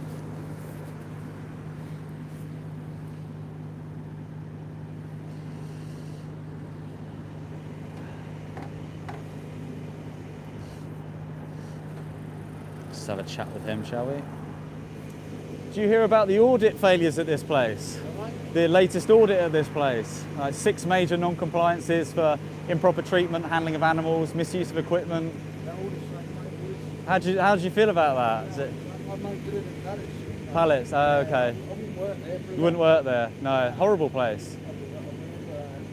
Do you often go to? I'll tell you what to do though. What you need to do to Yeah. even things up is also go outside on the Lel one as well. Go to the Lel one. What difference do you think it is out of Well, interest? Because the Lel one, right? If I don't agree with any of this, Yeah. if they do it, at least they stop it. Well, that's the thing. I see a Lel video where they got cows tied up. Yeah. They put the lawn, they cut the red off to get the. Yeah. And they So- put the horns out with a chain. Yeah, so what's interesting though, one of the audit failings was the fact they're not stunning them properly here either. No. So, No, Yeah.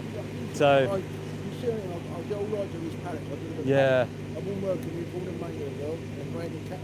that's reassuring to hear. No, But if I did anything like that, I wouldn't bring it. If I had cows and sheep, I wouldn't kill it. yeah, But I like it all, but that you know they're allowed to yeah, There's nothing to do with because it's moving or nothing like that. But that is what you call disgusting. yeah. This is bad enough. I think the rats is though they're the same really. Yeah, they're the same. Yeah, Yeah. They're the same. At least. They supposedly stun them, but they don't do it properly. No, So- I'm sure there's failures across the board Yeah, with that. there is, yeah. But that Lel one, they don't pretend to stand there. They laugh and register for doing it. Yeah, I'm they sure do. you've seen videos of it. I have. I've seen countless hours of footage, but the idea that like none of them should exist, like we want them all abolished. Yeah. Somehow own the company, all the pallets. Yeah. They ring up and want some. What am I going to do? I'm going to say no. Yeah, delivery. Yeah. Interested. Do you know? Like, are you vegan at all, or do you know about veganism? And Put it this way, I don't eat much meat. okay. No, genuinely, I'm not vegan, no. I don't eat much. I don't eat meat. Yeah, 'cause that's the idea. Like, we know it's horrible what goes inside. So, like, I've been vegan for over 5 years because I watched a video like saying what happens inside, and I was like, I don't want to pay for that anymore. So, I mean, most people, they can sit down for half an hour and watch something. yeah, You wouldn't know. exactly. Have you seen like footage yourself? Have you? I've seen like, no, I don't see it, I look at it. Yeah, But I'm fun, etc. yeah, exactly. Like I say, the allowed one, that's Yeah, no, I'm trying to get in here, mate, anyway. is he? Yeah, not letting you in, is he? Yeah. If you did want to watch a documentary at any point, or give it to someone that hasn't watched it, there's some good links there, completely free to watch. No, thanks very much. Cheers.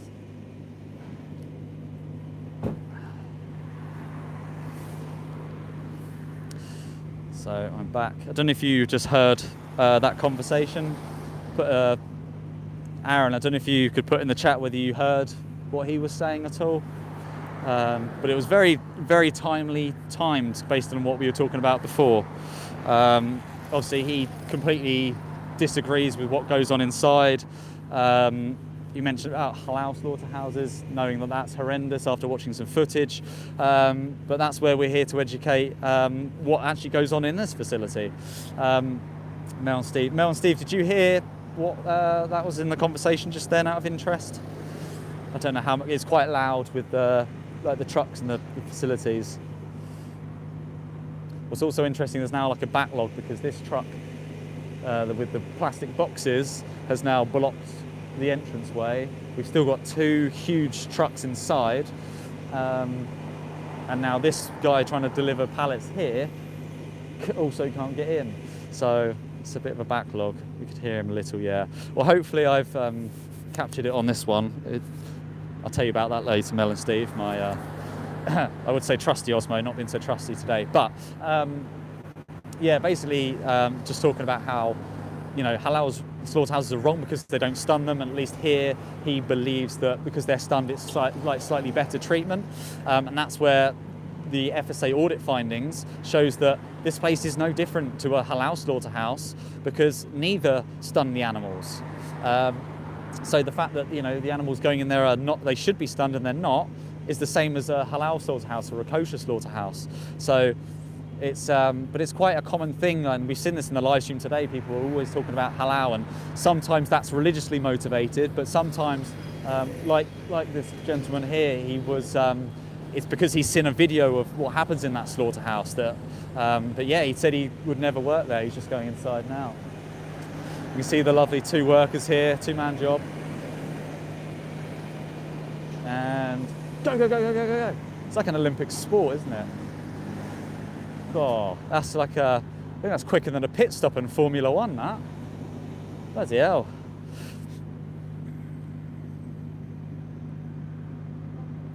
So Mr. Dexstar said, I'm with you, Alex. Thank you for your comment. Yeah, again, I don't know how much you've heard a little bit further up, but thank you for being in. Thanks for your comments. And if you're not already, please do subscribe to my channel. Do often outreach outside slaughterhouses, in the street, farm investigations. So please do subscribe. And also like this video, double tap the screen. So Mr. Dexstar lists, listen here, some of the protein sources: seitan, tofu, soybean, edamame, soy milk, nuts, pea protein, isolate. Yeah, absolutely. There's so many nutrient-dense, high-protein sources you can get on a whole food, plant-based diet. Personally, tofu, tempeh, seitan, they are elite. Even some of like Lidl's own vegan chicken stuff, like it's amazing and it's super cheap. So yeah, there's no excuse for purchasing dead animals' body parts.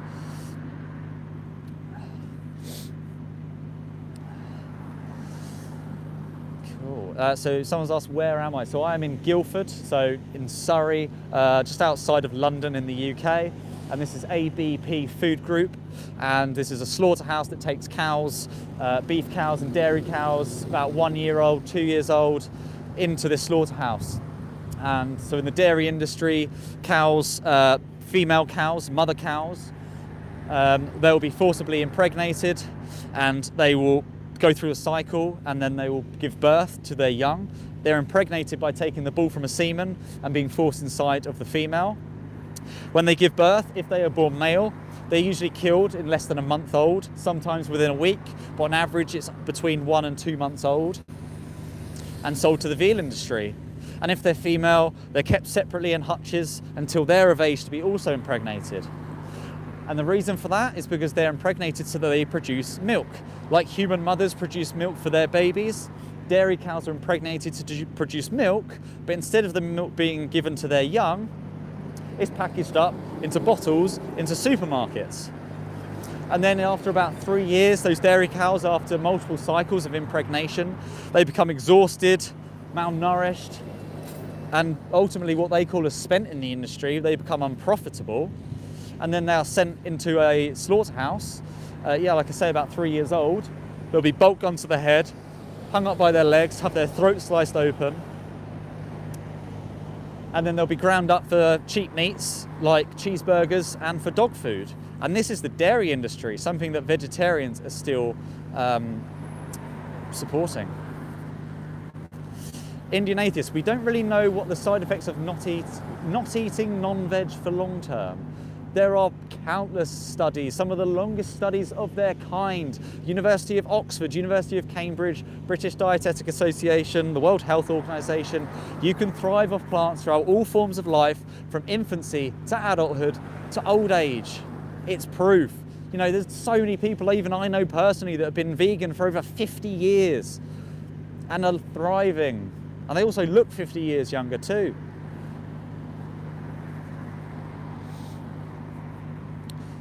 So yeah, please do put any more questions that you've got in the chat about why I'm here.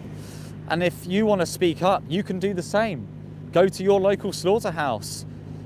Go onto YouTube, do a live stream. Talk about what happens to the animals. you can check out what's called Project Livestream, where activists all around the world all go outside of a slaughterhouse to shine a light on those animals. You know, whether it's outside a cow slaughterhouse, a pig slaughterhouse, inside, like outside of a gas chamber, chicken slaughterhouses, sheep slaughterhouses and lambs. You can see a cow on that trailer. Yeah. So you can see like for that specific trailer, those slats are right at the top. That'll be their only source of air. As they're transported around, they can't see at all. Yes, yeah. Good job. Thank you, yeah. Do you know, I assume you know what this place is? I don't even want to think about Oh, places. yeah. Everyone goes on and I hate them, but Yeah. I'm never brave enough to do what you're doing. Yeah. I commend you. Yeah, so yeah, just for your information, I've got that as well, which just shows you a documentary if you do ever wanted to watch what happens inside of like facilities like this. But I've seen so much lately about Ruller Mill and all sorts of places. yeah. And So- it breaks my heart. Yeah, so they take dairy cows in and beef cows, usually about 1 or 2 years old. And it's, people don't realise what they're paying for with those products, unfortunately. So are you vegan out of interest? Is that you are? Brilliant, yeah, that's amazing. So I just, anyway, well done. Yeah, no, thank you. And thank you so much for coming and stopping by, and hopefully more people become aware and more people stop paying for it. Do they not say anything, do you know? I mean, security sometimes, like when the truck comes in, obviously I try and get footage inside the truck, and they obviously try and get the gate shut as quickly as possible, and they often say like get back, but like this is all public property, so that's why we always stand here trying to just get the footage of the cows going in. So thank you very much. See you, thank you for coming over. So this lady, I just put the camera around, so she just stopped by. That was a really nice interaction. I didn't actually know if she was vegan at first, so that's really interesting. She obviously maybe a local, but really sweet, and she was vegan, and that's what we need more of. And again, like some people aren't like brave enough to just stand outside and raise awareness, but you know, like you can do so many things to support vegan activists without yourself standing here, like everyone in this live stream today. Like please. Like that's why it's so important. Like I value everyone in this chat, because if you can't be there physically, or if you're not comfortable with doing it, like you can still outreach, you can still do things, you can still share videos, you can still comment. We need, everyone doing something, and even her coming over, like that for her is a step to being like, oh, I can speak to another activist, and it might make her think about, oh, maybe I'll speak to someone else, or I'll contact someone on Instagram or something. Like you never know what you might have happened to you during these live streams. So for anyone in the chat that hasn't already and is vegan, is thinking about being active, please do try and get involved with Project Livestream. All you have to do is take your phone to a slaughterhouse. You can stay on public property, and you just have to show the public the reality of what's happening. It's as simple as that. You can check out its Project Livestream on Instagram. You get all the support you need, and you just get started. Basically, you can speak up for the animals. Yeah, it really was a nice lady. That boy Drew, how do you feel about plant-based burgers? I mean, love plant-based burgers. Whether they're Beyond Meat or Impossible, delicious. But obviously the best part is that you have the same taste, but you don't have to pay for animals to have their heads chopped off. So there we go. So for anyone that hasn't already, check out the video description. You can see a link to the 3minutes.wtf, which is the 3-minute video about what happens in this industry. And if you can also see the FSA audit article, the news article about all the breaches that happened at this facility, the ones that happened at this site. And there's also links to other videos you can watch on my link tree, and you can check out my Instagram as well. But appreciate everyone being on the live stream this morning. You've all been absolutely brilliant. It's been interesting, a lot of comments, we've had a lot of trucks in. But to every other vegan in the chat, thank you for being here, and stay strong. Good luck with your next outreach. Good luck with your next live stream. Just thank you for everything you do, and inspire more people. We can make all one more person vegan. We're that step closer one person vegan saves 200 animals a year. So thank you all for being here. And check out It's Mel and Steve on the chat as well. They're coordinating Project Livestream. Incredible activists, go and check out their channel. But there's so many vegan activists as I see on this chat right now. So yeah, please do check out all the other vegans on this chat. But yeah, thank you for being here. And yeah, live vegan is the ultimate message. You don't have to continue paying for animals to be exploited, to be killed, to have their heads chopped off for simple food pleasure, for simple clothing. You can just live compassionately, and it's as simple as that. So you can do the right thing, make the compassionate choices, and ultimately just leave animals alone. We can live on this planet harmoniously with them. We don't have to breed them into existence, force them into slaughterhouses. And yeah, it's just as simple as that. And you never know what impact you can make from any conversation you make with someone on the street, someone passing by, even in a supermarket, you know, whilst you're at work. There's so many different avenues into how you can bring up conversations, you know, even without pushing it upon people. There's so many ways that you can do it in a peaceful approach that suits your style, whether you want to be, you know, confrontational or not. There's so many things out there for everyone. So I encourage you to be active and speak about things that you know and feel passionate about. You know, if you feel passionate about slaughterhouses, go to a slaughterhouse. If you feel passionate about vivisection, animal experiments, you know, you can speak up against animals being tested on for experiments. So right now, that truck is now leaving. This has had all the cows in earlier. This truck is now empty. They're no longer inside the truck. Look at the size of the truck. Look at the size of this truck. It's absolutely massive. Look at the scale of it. Indian atheist, please drop me a message on Instagram. We can continue this conversation. If everyone becomes vegan, I'll become vegan too. Well, Indian atheist, everyone on this chat is already vegan, so it looks like it's time for you to be vegan as well now. But again, look at this, the sheer scale of this truck. So many cows inside.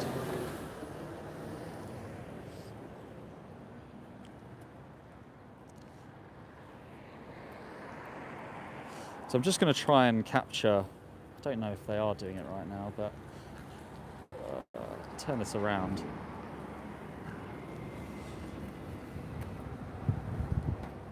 Just going to zoom in a little bit. I don't know how much you can see there, but the truck is, different trucks now just backed in. I'm not sure if they're going to offload, but it's now slightly hidden. So this is a truck full of cows. They might still have the cows. If that truck still has cows in there, that truck has been sat there for so long, waiting for a space to open up in the lairage to let the cows in. Those poor cows just being forced to just sit nervously in that truck where they can smell all the other cows around them.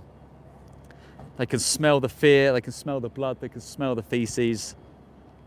They're already covered in feces and blood, and then they'll be offloaded. I'm not sure how much of that you could actually see. Look at all the vegan love in the chat. This is brilliant. This is absolutely amazing to see so many vegans in this chat. So yeah, once again, thank you to all the vegans. Thank you to all the people in the chat who were curious about, you know, this, and subscribe to my channel, add me on Instagram, ask me questions. You know, this doesn't have to be the end, but you can see a lot more of my live stream content. So yeah, go to my channel. Elevated Edits, bro turned me vegan 5 minutes ago. Elevated Edits. Is that true, Elevated Edits? Just out of interest. That's incredible if it is. The power of live streams, and people go vegan from these live streams. It's so powerful, just showing, you know, what happens to cows and talking through what happens to them. And it's just like, it's as simple as that. That's all you have to do sometimes, is just be aware and raise that awareness. Wow, thank you, that's incredible. That is absolutely incredible. Thank you so much, Elevated Edits, for being in this chat. I'm so pleased I, you know, didn't end the stream earlier then if you went vegan 5 minutes ago. And like, please do drop me are you on Instagram, Elevated Edits? Like, drop me a message and we can talk a bit more. You know, I can give you some resources if you've got any questions about what to eat, what to wear, anything like that. But the fact is that it's that mindset change that you're going to be vegan now. And all that means is you're going to stop exploiting these animals. You're going to stop giving your money to these industries. And it's so easy to live vegan. It's so easy to eat vegan food, to wear vegan clothes. It's so easy. And it's once you make that decision, it transforms your life. So thank you so much. And yeah, please do drop me a message on Instagram and we can continue this conversation and dialogue because it's so important to do so. And there should be some really useful materials in this video description as well. It's got all my link tree with all my accounts on there. And what I'll do once this live stream ends, it might take a couple of minutes for it to reboot onto my channel, but this live stream will be made available on my YouTube channel after this live stream finishes, so you'll be able to see the links in the comments. So thank you for everyone, and thanks for all Meebo. See you later. Thank you for all for being in the chat. We can all live vegan. We can all be kind and compassionate. Sorry, little bag.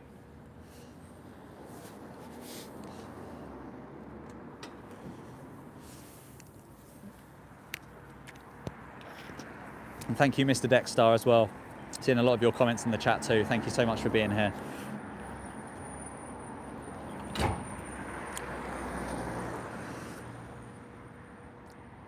Elevated Edits is a brownie vegan. You can get vegan brownies. You can get vegan brownies. Some are, some aren't. Just to make sure there's no animals in it, no animal ingredients. So what would DPD be delivering to a slaughterhouse? So that was a small package, I think, like a, I don't know, small package. But they could be anything from like post delivery, because a lot of these sites have like an admin bit, you know, they're working on your office, your operations managers, they, you know, have admin stuff, delivery sent, so it could just be post and small packages.